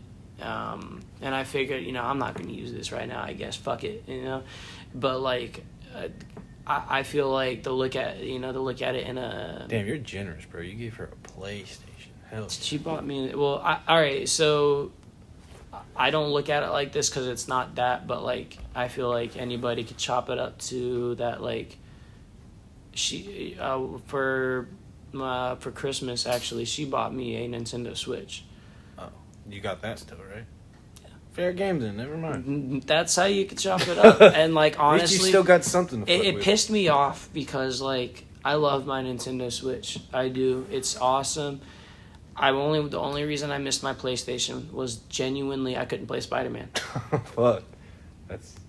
Because I remember I was looking at it on the PlayStation Network thing. I was like wanting to get a new game, and I got the fucking membership shit, and it was cheap as fuck. I was like, let's see what this shit about. Bro, I was playing that shit like I would wake up and play all fucking day on my day off. I'm so annoyed because like I sat down and played it with him, and he was like, "Here, man," and I was like, "Yeah," and I got to sit there and like swing around and everything, and then like I went on to the boat and I saw the fucking ugly ass fucking framed people that were horribly like. There's like a boat. Oh, I haven't played the new one. I played the one before it. Oh, you did? Oh, the one before was fire. Oh, man. Did you play the Spider-Man 3 game on the PS2? No, I had the like, one. It was I had Spider-Man. I had Spider-Man 1 and 2 for GameCube. And I want to say I might have had 3 at some point, but I don't think I did. Oh, wait. 3 was the one where you could turn into the black Spider-Man suit. Okay, yeah, I did play that one. It was so fucking fire, bro. Anyways, the new Spider-Man's pretty fucking fire, too. So, like, when that came out, that also came out, like, about a month or two after our breakup. And so I was just like, God fuck, damn it. man. And, like, I didn't lose no sleep over it, but I just wanted to play some Spider-Man, bro, so bad. Can I come to your house and just play Spider-Man? I'll just play Spider-Man and leave. Honestly, that's it. So like we still like after we broke up, like I'm pretty sure like a lot of couples do. We fucked around still and everything like that. But like, I remember at one point I actually in my head I was like, could I? Would that be a bad question? Can I like come over and play Spider-Man? But should I ask her this? Honestly, the worst thing the worst part is I should have asked that because that could have been something as sweet and like innocent as that could have been something to fix the relationship. But I was just too full of myself. Spider-Man could have fucking helped you out. Spider-Man could have, bro. I'm so serious. I come like, hey, so like, can I come over and play Spider-Man? And she'd be like, I don't know why, but yes. Come on. He always saves the day. Spider-Man always saves the fucking day, bro. Shouts out to Spider-Man. Fuck, man. I don't think that's my favorite superhero, Actually, though. What's your favorite superhero? My favorite... fuck, Spider-Man. Fuck. Bro, he could have helped me. Of course he's my favorite. Yeah, I know. I let myself down because I dropped my trust in Spider-Man for 5 seconds. And I was like, fucked up, buddy. Nah, dude, that's not going to get my pee-pee wet tonight. See, that's where my headspace was in. But like, I feel you, man. you breathe what you create. Right. Fuck. So I love that about life. All those experiences, just like I love learning things. I love doing dumbass shit. There's this meme of Bobby Hill wearing like crazy ass glasses with a gun and a bottle of Henny, and he's like me in someone's apartment at 3 a.m. That shit, like when I saw that meme, I was like, I wanted to share it, but I have a lot of professional people on my Facebook. I don't like social media again, but like it's like actually one of the reasons why I hate social media, because like I'll sit on Facebook and just look through random shit that doesn't matter. It's like, why am I looking through this? But like I just keep looking, and it's like, man, I guess because like the same reason someone would be interested on Instagram and shit, because you're looking and seeing what your people are up to. But social media is a good thing if you use it as a tool, yeah. But like we make it a part of our lives. Imagine like if you deleted all of your social medias, how many people would actually have a physical reaction to I think about that shit all the time.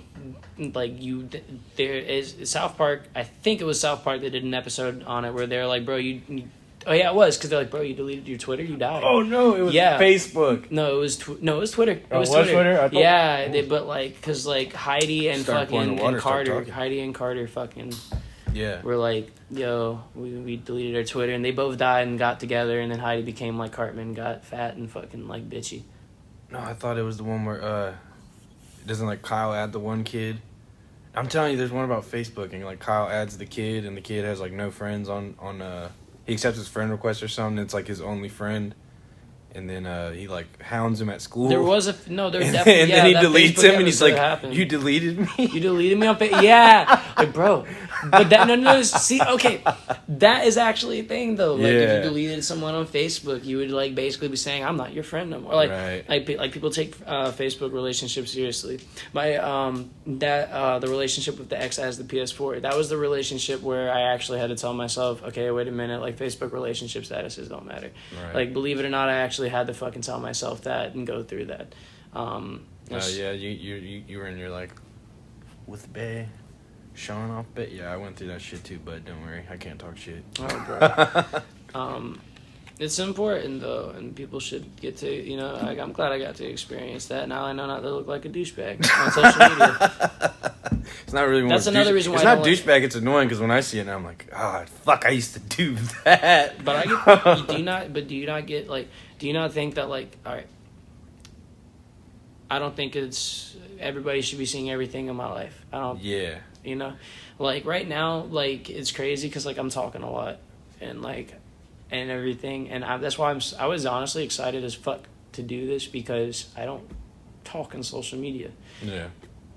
Since I'm not so public about my life, the moment I start talking about a subject and start caring about something, I become an opinionated person like everyone else, and then I'm just adding into the fucking bullshit. Like, it's negativity, and like more or less. I feel like it's negative to like show off your life on social media. Like it's cool to see like lifestyles, and like I know like people, like for example, you know how many people follow Dan Brazilian just to see his lifestyle of like and the dude was so fucking fraud, like but like but that's the thing, he was living such a fake life. You could tell like people, it was questionable, but like he was doing it at the time, so like it just wasn't a big deal to anybody. But like here, like why would anyone party foul? I'm listening.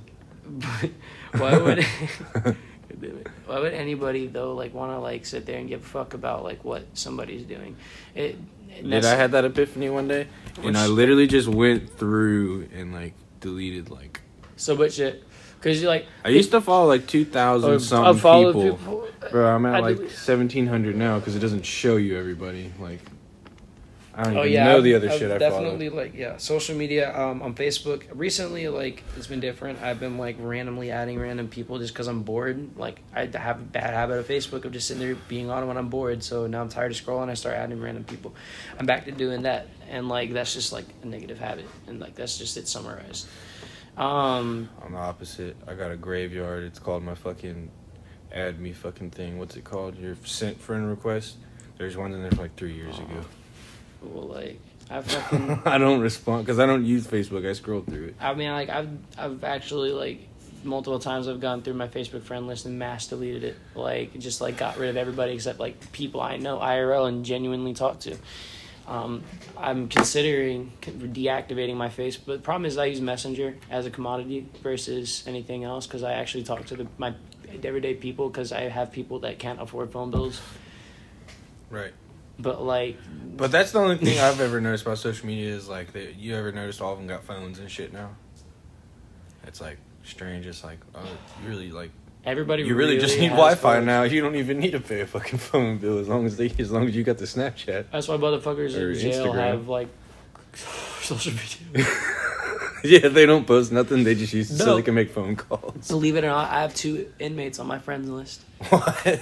I'm not gonna kill their fucking vibe or anything. No I shit. love it. That's crazy. I love it. I'm glad that they have like. Honestly, I feel like if people did have that kind of access, I mean, I guess it's not really crazy because you see it hella. keeps you busy. No, you're not Well, I'm fucking saying with like people, bro. you see hella people on the internet. It's a with problem. phones. Is it's a type of freedom.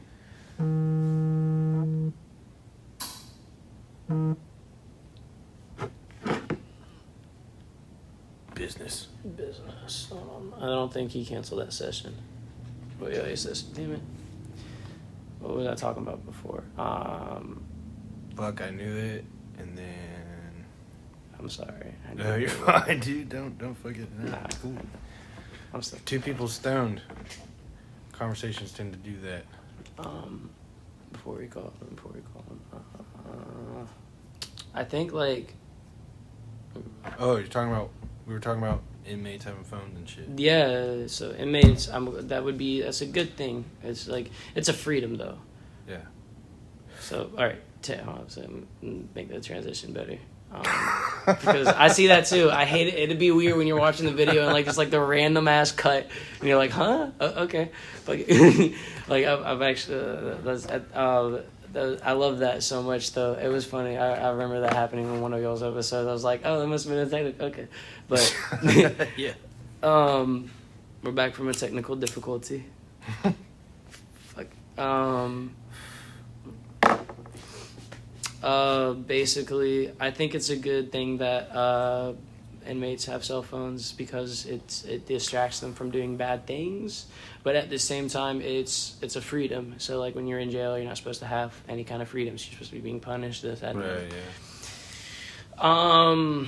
I think jail is awful in the first place because it's not constructive, just in general. And even if it is, the problem is the people working there just want to get paid, and it's a job for them. And they're, you're not thinking, oh, I'm dealing with a human being, Right. regardless of why they're in there. If they're there to be executed, they're going to be executed. But like, if somebody's acting out and doing something bad, obviously, you got to deal with that. But like, I guess I could talk about prisons in the world that are like basically more of camps and more. If you go to a place where like, imagine if you don't have to wear like grueling like the same like clothing every day, where you can wear like regular kind of looking clothing that maybe gets donated, like, instead of getting thrown out, the same clothes you would give to homeless people, like whatever, or put in Goodwill. I hate that too, but like I don't hate Goodwill. I hate like having to pay just to keep yourself like clothed, like like. I mean, like, it's cool. Like, I like paying for. I don't buy clothing. Like, I don't go shopping like that. Like Lil Uzi Vert, like, that's one of the things. Like, shopping. I definitely, if I go up to somebody that has created a really cool shirt, like, put time and energy into it, it's like, hey, like, and it's a one of a kind. I like buying one of a kind stuff. Right. And somebody's like, all right, check this out. I got this haul stamped up, stitched up, designed every way how I want it. I'm like, yeah, bro, I'll fucking buy that. Yeah, I fuck with that kind of shit. I've never done that. I've seen people do that. And honestly, I've seen some dope ass fucking clothing like people make. And like, Shout out to Keon. He made the All Gas No Brakes. Shit, that's Keone. Yeah. Pardon me for messing up his name, bro. Sorry, my bad. No, you're good. Fucking, I love that. The whole brand. Honestly, like it's simple and like it's cool as fuck, and it all like just meshes really well. I appreciate it a lot. I was trying to get in on him for one of the fucking yellow large ass T-shirts, and I have yet to acquire it, but the second I acquire it, I'm going to be doing some posts with it and shouting him out and giving some love. Cause, yeah, Keanu's the homie, man. Yeah, dude, I fucking, like, I love, like, is one of the people that, like, I love sitting back and watching. It's one of the reasons I like social media right there, is, you know, is people like Keanu. They, it's like, sharing your life and, like, showing growth, like, that's, like, something you can do that's good. He's a guy that actually does that and genuinely shows the growth in life and, like, and is positive with his social media use. Yeah. It's difficult to do that. And, like... I don't know. I used to do it a lot, but it was because I was fucking hammered. That shit, like... And then I started realizing I was doing that shit all wrong. And then I kind of thought about it, and I was like, bro, I'm just showing everybody the shit I be doing. It's like... It's kind of fucking weird, you know? It's like you're putting a camera on yourself all the time. Like, that's how it is for me. Anybody else wants to do their shit, go ahead and do their shit. Like, that's fine. Like, but, like, I'll just post here and there now. Like, it's not... I used to be, like... every day, like, something's going on, I gotta post it. Like, I just felt like I wasn't really, like, in the shit, you know? I was too worried about what's gonna be funny that I can post. Like, that's not cool. Like, if you got your phone and something happens right then and you're ready, like, but I'm talking about, like, I would, like, look for shit. Like, it was so, I don't know, thinking like that was weird. I mean, like, well, it's not weird, you know, it's okay. Like, that's how I feel. That's genuinely No, I mean, like, thinking, like, knowing that I used to think like that was weird. Well, like, when I realized it. Well, yeah, obviously. You know, it's weird to think about, you know, like, that's, like, getting me thinking about too much about, like, what, you know, just happened. Like, you know, you think about stuff too much. You shouldn't have to. You know, like, obviously that made you who you are today, you know, like, stopping in third person, you know, like, what's going on here, you know, like... But, like, let me give some more credit to Keanu. Like, he does it in a positive outlet. He doesn't necessarily show his entire life. Like, he does, like, he doesn't go bombarding. I see people literally fucking show everything. Yeah. People that are, like, I'll be, like... those squares at the top of the Instagram screen are that big. Yeah, you know how like, you're sitting there, like, going, like, through some stories, and, like, there's one dude that's, like... Yeah. And you're like, fuck it, I'm closing the whole ass out. I'm done with this shit. Fuck. It just swiped to the next one. I don't even do that shit. I just close the whole fucking app, dude. I can't. I was like, fuck this, man. One and fucking done. One and done. Tired of it. Over it. It's just so much. Again, there's so much to absorb. So, like I was talking about the Short Fuse website, making it easy information. Right. You know. So like, but again, like, and everything's all in perspective. Keanu's, I can't speak for his perspective because I'm not Keanu, but just from what I observe, it seems that like he uses social media as a positive thing and like as a journal, so to speak, and as social media should be used as a tool versus a commodity. Right. I don't know, which is great, and I admire that, and so. Kudos to you, bro. Shut up, Keanu. Use the social media responsibly. Awesome. No shit posting here. Right. All gas. No breaks.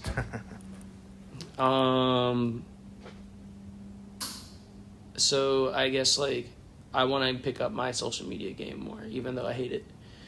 But I'm going to do what I did like with music. It's like I'm using marketing now to benefit the music, which I love. Right. I love, you know, making music. So like now I'm going to use marketing to benefit my music career. I need to, you know, what is the good in social media? How can I use this more so as a tool to benefit my outreach, to benefit the other artists that I'm working with? Because like now that I have these artists that have recorded with me, I want to take their music and I want to release it to a wider outlet. So a big thing, promotion and promotion-wise, people do for their music between Spotify and like YouTube and SoundCloud, social media. Before this goes out.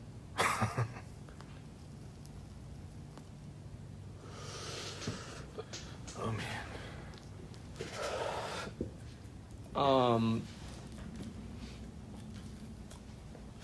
Talking about social media platforms. Yeah, I know. I hate that so much. But like, You could, dude. basically social media platforms. I think last one you said was like SoundCloud and shit. Oh, yeah. Promotion. You're talking about promotion. There we go. Yeah, promotion. It was social media platform. Yeah, promotion. But I was promoting. If you're talking about promoting music, you gotta go through SoundCloud or Spotify, I guess. And to do Spotify, you have to do playlists. To do YouTube, you could get your song on a YouTube channel that has a lot of subscribers, that has organic subscribers that can organically spread your music through them if they like it, you know, because you have to have good music. What World Star was in the beginning for hip-hop, now it's fucking World Star turning to fight videos and shit. I don't know about it anymore. I haven't been on the actual website in years. Yeah. I fucking, what's his name? Childish Gambino made a song about that, actually. He has a song called World Star, and like the whole like song, like he uses a lot of like samples where people are like fighting and shit and like shooting guns and killing people and whatnot. Like he's got one where and the dude actually like shot someone dead in the video. World Star had that shit at one point when they were cool as fuck. I'm just kidding. Yo, if you go on their Instagram comments, all they do is talk shit about the videos they post. It's so funny. Because it's 2020. They have to like be so chill with their content now, and it's understandable. It really shouldn't. They post hella CGI videos. That shit's hilarious. CGI videos, like cars like flipping over and like landing perfectly and shit. Oh, they post like like shit posts, bro. Like just like keep them coming. It's horrible. Yeah. R.I.P. But I want to basically like take all their music that I've worked on, and I want to create basically a YouTube channel, a sub-brand of mine, and that's DEVILOFAMAN Productions. But I want to keep the theme on it like very 1942 cartoonist, because it's like that's like my whole like ideology behind it. Because I love like I've always like when I grew up I watched a lot of like cartoons. And back before I had actual satellite television or fucking cable or whatever the fuck, I had to fucking watch VHS shit, and I did that up until I was like 10 years old. Like until I was 10, I was watching VHSs and everything, which I can't complain. Great quality, and like honestly, I feel dumber for watching half the shit I've watched since then. I feel like I would have been a more respectable person because like I was enjoyed in my youth. I feel like I'm more unenjoyed as I get older because I've become more sludged and dragged through life. You just gotta start watching Simpsons and shit again. You'll be all right. I actually have. I've already gone back through and watched all of Family Guy. I needed to rewatch Adventure Time. That shit's so OD, bro. When I say rewatch Family Guy, I cut off at season 10. That shit's so OD. I've seen so many episodes so many times over and over. There's like 4 episodes past season 10, and one of them, which I will definitely talk about on a podcast in what little time we have left, because I've been rambling for forever. Ramble away, my friend. Basically, the motherfucker. God damn it! No, I can't remember. I'm sorry. I was about to say, calling me motherfucker. No. Motherfucker. YouTube, help me out. I'm dumb as fuck. What you were talking about? You were talking about watching Adventure Time. Adventure Time, yeah, rewatching shit. God damn it, I gotta fucking like in my memory and shit. Dude, I think you forget you're smoking weed. That shit happens. Probably. It happens to me too. We're all good. We're good. No, you watch what? Adventure Time and shit? Yeah. I can't never get into Adventure Time. I kind of fuck with regular show a little. That one's a little bit more my style. Well, I rewatched that too. I watch a lot of cartoons. I feel like that's why I'm so stupid and forgetful now. Honestly. Oh yeah, no, it was straight Nickelodeon Cartoon Network all day. Growing up. Especially once I finally got my hand on that kind of TV. Not even gonna lie, seen Rugrats on Hulu like last year. I turned that shit on. I was fucking stoked. It's so much different watching it now. How much shit is like they kind of do make it for adults. Like. You know what I mean? Because you gotta like sit there and listen to your kid watch it. But they kind of want to make it entertaining for you too, so you're kind of like gonna leave it on, you know? At least that's how it seemed. Well, that was my favorite part about Adventure Time because, like, at the time I started watching that show, I was like, man, I want to watch adult shit. But, like, the show was, like, it was the most adult thing out on, like, during daytime when I'm, like, not fucking stupid fucking tired. Because when I was, like, young, like, when that show first came out, I was like, damn, I'm fucking tired at this hour. Fuck. I didn't want to stay up watching that shit. I remember watching Adult unless Swim it was and thinking Dragon it Ball was lame. Z. Dragon Ball Z was the only thing I actually stayed up for, but, like, that was rarely on fucking Mellow Tsunami at first. But then they started doing fucking Kai, and that pissed me off because Kai was awful. Fuck Kai. That shit was so Blue Mr. Popo? No, fuck that. But anyways, I started going. This sounds like a serious beef with the network. Bro, I got serious beef with that show in general, but that's a whole nother thing. I was rewatching a lot of shows just because I wanted to get re-enjoy the euphoria, obviously re-enjoy the show and like actually draw in on a lot of the small creative messages the creators put in there of the show. And so like one of those with Family Guy, this is coming back to me. Basically, homie Seth MacFarlane created a beautiful episode after season 10, which is the season I hated cutting off at. I cut off at because I hate everything after it, except for this episode and like 3 others. Basically, Stewie and Brian go to the bank. There's a lockbox, and basically there's no audio through the entire thing other than them talking. No music, no nothing. The sound effects too, and like there's no like gags, no nothing. Like it's a very like straightforward episode. And when it aired, I think they actually like made. I don't know if they paid extra or anything, but I remember because I watched the episode when it aired, they didn't have any ads. It was just all the way through. And so Brian goes to the bank and he gets his lockbox there, and like he's basically adding some stuff to it and like checking on some old stuff and whatnot. And Stewie wanted to tag along for whatever fucking reason. They're best friends. And they get there and everything, and they're looking at it, and then door closes at 6:00 and it locks. It's an automatic door. They get locked in there for the night, and they didn't notice actually. They did notice it was loud and everything, but like whatever. So Brian in the lockbox has a gun, and Stewie notices it, and he's like, "Bro, why do you have a gun? What the fuck?"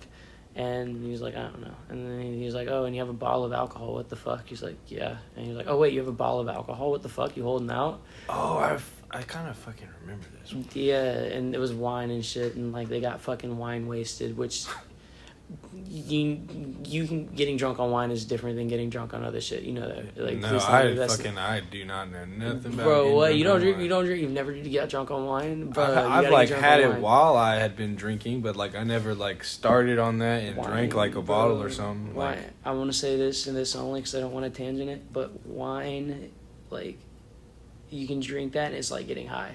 Like, I like getting stoned. I don't like drinking, but when you drink wine, it's like definitely different. It's a little different. And you act like, I don't know, it's cool. Like, I don't know. I fucking love me some wine, bro. Like, wine is such a fucking What's your favorite kind? Beverage.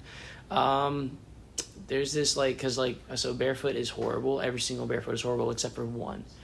And I forgot what it is, but like I used to get it all the fucking time because there's this dude that I knew that was old enough to buy alcohol, and he loved wine as well. And so because he drank it, and I was like, bro, check this out. And then he was like, all right, check this out too. He grabbed another bottle Barefoot. He's like, listen, see why it's full, right? Okay, drink this. I was like, okay. I tasted it, and I was like, this is horrible. He's like, exactly, that's why the bottle's full. Now, taste this. And he handed me the other one. I was like, this is amazing. He's like, all right, now, listen. If you go and you buy any of these other Barefoots, you're gonna hate it. Don't buy them. Don't buy Barefoot unless you buy this bottle. They rarely sell it anywhere, and it's usually Winn-Dixie. I live near a Winn-Dixie, and so like we're getting fucked up. I went there all the time, and I was like, oh, they got the bottle. And when I was younger, I stole, and I would steal these bottles. Fuck. And so I Buck's the fucking giant. Bro, it was great because one of my other friends bucked fried chicken from Winn-Dixie all the time. Yeah. And so we'd fucking like, I'd get together with him, we'd have wine and fried chicken at the skate park, bullying it. That's different. Wine and fried chicken at the park. Normally it's like beer. I fucking love wine and chicken at the skate park. That was a beautiful time. That's like a step up. That's like a little classier. It was awful because of the chicken, because it would be so hot. Oh my god! And this was during the summer too when we first doing it. So it was boxed wine half the time too, because like if they didn't have that, I would get the boxed like Chardonnay, because like we would just chug that. But like I didn't realize how bad it was when it was hot. I'd skate back. I skate as much as I could. The actual way to the skate park is awful to skate, so like I'd walk it usually. But the Chardonnay got hot, and like it was so gross and like silky buttery. It was weird, and like I don't know, man. I don't want to like gross you out, but we had that with like the chicken too, and the chicken just like so greasy and fucking like hot, extra hot because of how hot it was outside. Right. And then it was like all soggy too because of the grease. So we were just like, oh, it's been sitting close. And we were like, stone cotton mouth on top of that. So we're like, where's the drink? Oh yeah, we grabbed fucking Chardonnay. God damn it. And drink that shit and be like, And then like after we fucking like did that, we were like, all right, Rope, I'm not hungry and I'm kind of fucked up. Let's skate. Can't do that shit. Getting fucked up skating, fuck that. That was when I was 15. Oh. It was a good time. Yeah, fuck. It was a good time. I bet. I thought it was a good time too the couple times I did. It's always scary as fuck. Yeah, I didn't do it much after that day. That day just like, cause I was like, we've done it before, and like this was the day where it just kind of like cut the line. Right. It was stupid hot, and it was just like, man, this is stupid. Fuck like, what the fuck are we doing? But like, oh well, we enjoyed it for what it was. But afterwards, we were just like, we're stupid as fuck. Oh, fuck it. So with my artist, I'm starting a YouTube channel, my own subculture brand.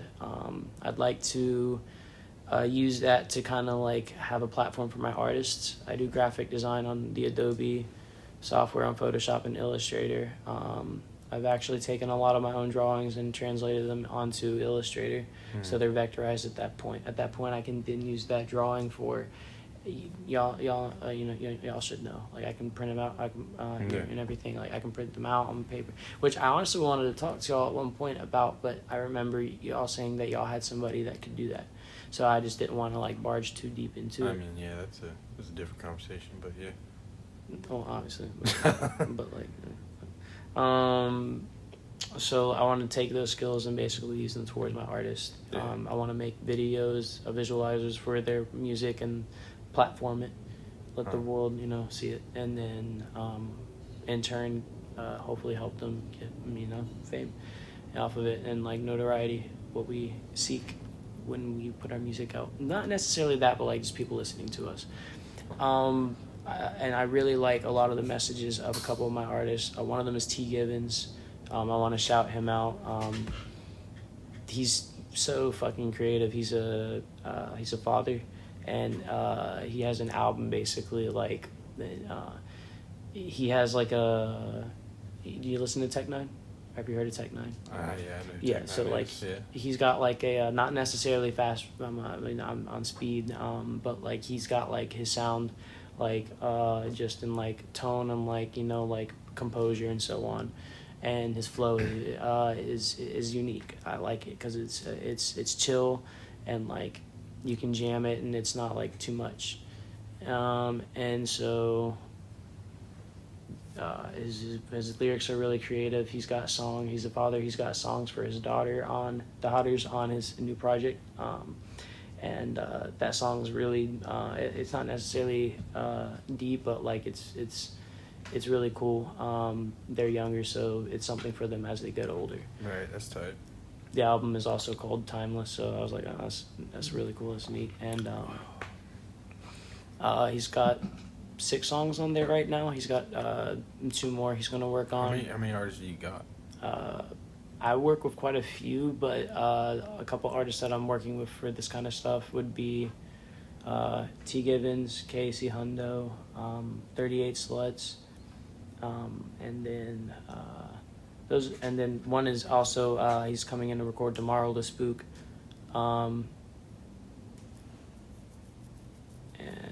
that's all I'm working with right now. Just on trying to get up marketing wise. That's a good base. 5 people, I said to myself, so 5 people.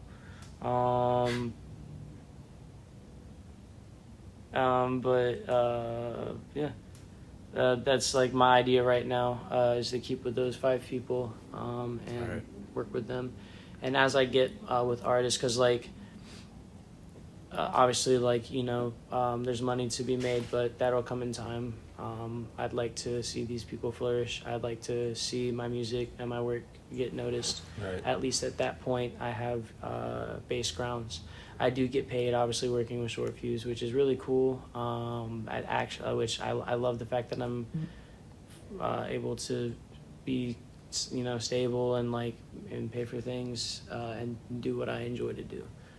I never thought I'd be able to do that, and so that's why. That sounds sick. Yeah. More or less, I would like to see myself get platinums on the Billboard. That's like a goal for me. I want to be a producer by next year. I've actually been working on creating beats. I'd like to definitely flourish more in that. Hopefully by next year I'll be more of a producer. We have the capability, we have keyboards, we have Humble beginnings, bro. humble beginnings. But hopefully get there, because I definitely want to be able to create beats for my artists. I was thinking about that on the way here, listening to one of them. They have like a really good sound, and the beat's there, but like I feel like I could use some more. It would be cool to be able to do that myself. Fuck yeah. But yeah, I hope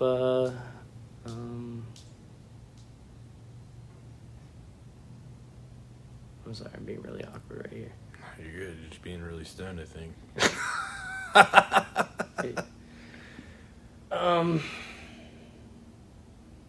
Shit. Okay. You're good. I think you're thinking too hard about it. No, I'm not. I know y'all will cut out weird stuff like this. So I'm not concerned. It's good. I don't know. It kind of makes it better. I know. I hope y'all don't. That's what I'm sitting here like. I'm like. Yeah. But yeah. I hope y'all like. Yeah. I hope y'all. I know like it does make it better, but like. God damn it. I hate it so much. I'm like, no, what do I do? Dude, this is tight. It's like my man. mind's there. I'm like, no, what do I do? This is tight, bro. Alright, cool. Hell yeah. Hell yeah. No, well, shit. I feel like we covered a shit ton of bases. I know. I feel like I talk too much. I just No, I started like getting. I literally that's like. that's the point. That's why of it, I was man. like, oh no, wait. That's am I the talking point of about it. That's the point of it. Don't think you're talking too much. That's the fucking point of it. No, definitely. Yeah. Cool. Any shout outs you'd like to do, anything like that?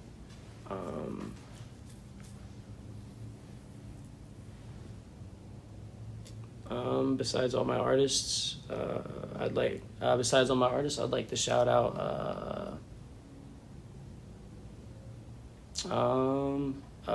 my friend Scott.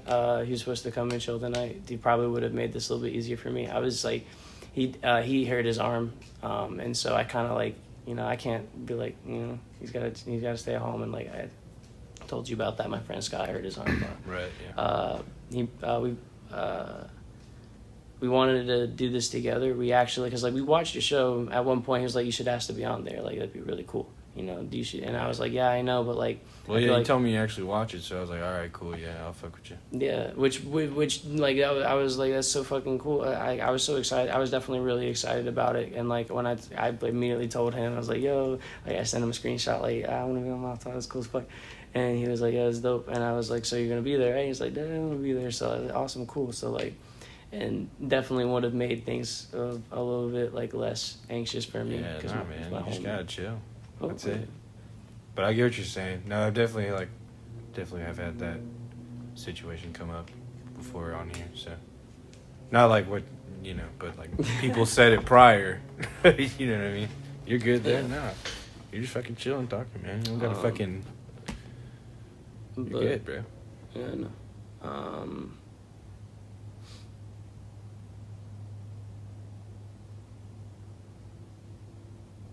Trying to think of like actually like who I want to like shout out. I don't have anything like the shout out other than oh yeah, I'll do this. This goddamn it, I hate that so much. Shout out Short Fuse. for everything. If you are interested in making music, because that's actually kind of like the nitty gritty of one of the things I wanted to come here. We're very cheap. If we'll work with you on prices. We just recently went up to $60 an hour. We do a lot of deals though. If you follow our social media at Shortview Studios, we do a lot of like deals. Recently we had our Black Friday, which was where you could come and record for an hour for $30. All right, sick. Everything you come and do, you keep to yourself. We have really great quality work, like our microphones, like our website's going to be launching tomorrow morning at some time, probably around 11, but that's going to be well after I'm sure this comes out. Basically, anything if you want to order mixing for your music, or if you want to just like figure out what to do when you come in. A lot of people kind of like how people come in here awkward. I put together a way to come in like a little frequently asked questions. What are you? How to like do? Yeah, you get to know what you want to. The basic shit. Like a lot of what people, you need to know. Yeah. What you need to know. Yeah. Basically.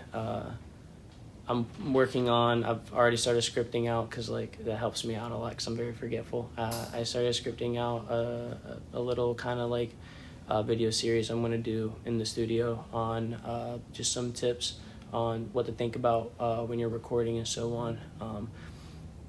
It's not for necessarily obviously any of the bigger artists, and like no one should feel ashamed to like want to know any of that information because that kind of stuff does help. Right. Believe it or not. So definitely, like, that's one of my goals here soon in the near future. So when that comes, be on the lookout for that. Fuck yeah. All right. Well, another splendid episode. 10 out of 10. We killed it. Appreciate it. And I killed 3 of these. I'm about to drown internally. Hell yeah. Fuck. Cotton mouth like a bitch. But yeah. You drank 3 bottles of water. Oh my Yeah. god, yeah. You Wait, did. but wait. You're hydrated. There's fucking more. This dude came hydrated. This is my 40 ounce. It's not even 40 ounces. It's 33.8. Hell yeah. But yeah, it's been fun, man. Hell yeah. Appreciate you coming through. Appreciate you listening, man. Oh, You're a great yeah. listener. No, I mean we were talking. It wasn't just listening. Yeah. And thank you, the listener. There we go. Yeah, that's the listener. Well, yeah. You. I don't know what to do after that. Look, see, it even happens to me. I just smile and wave, dude. All right, going to pee. I'll take a picture real quick.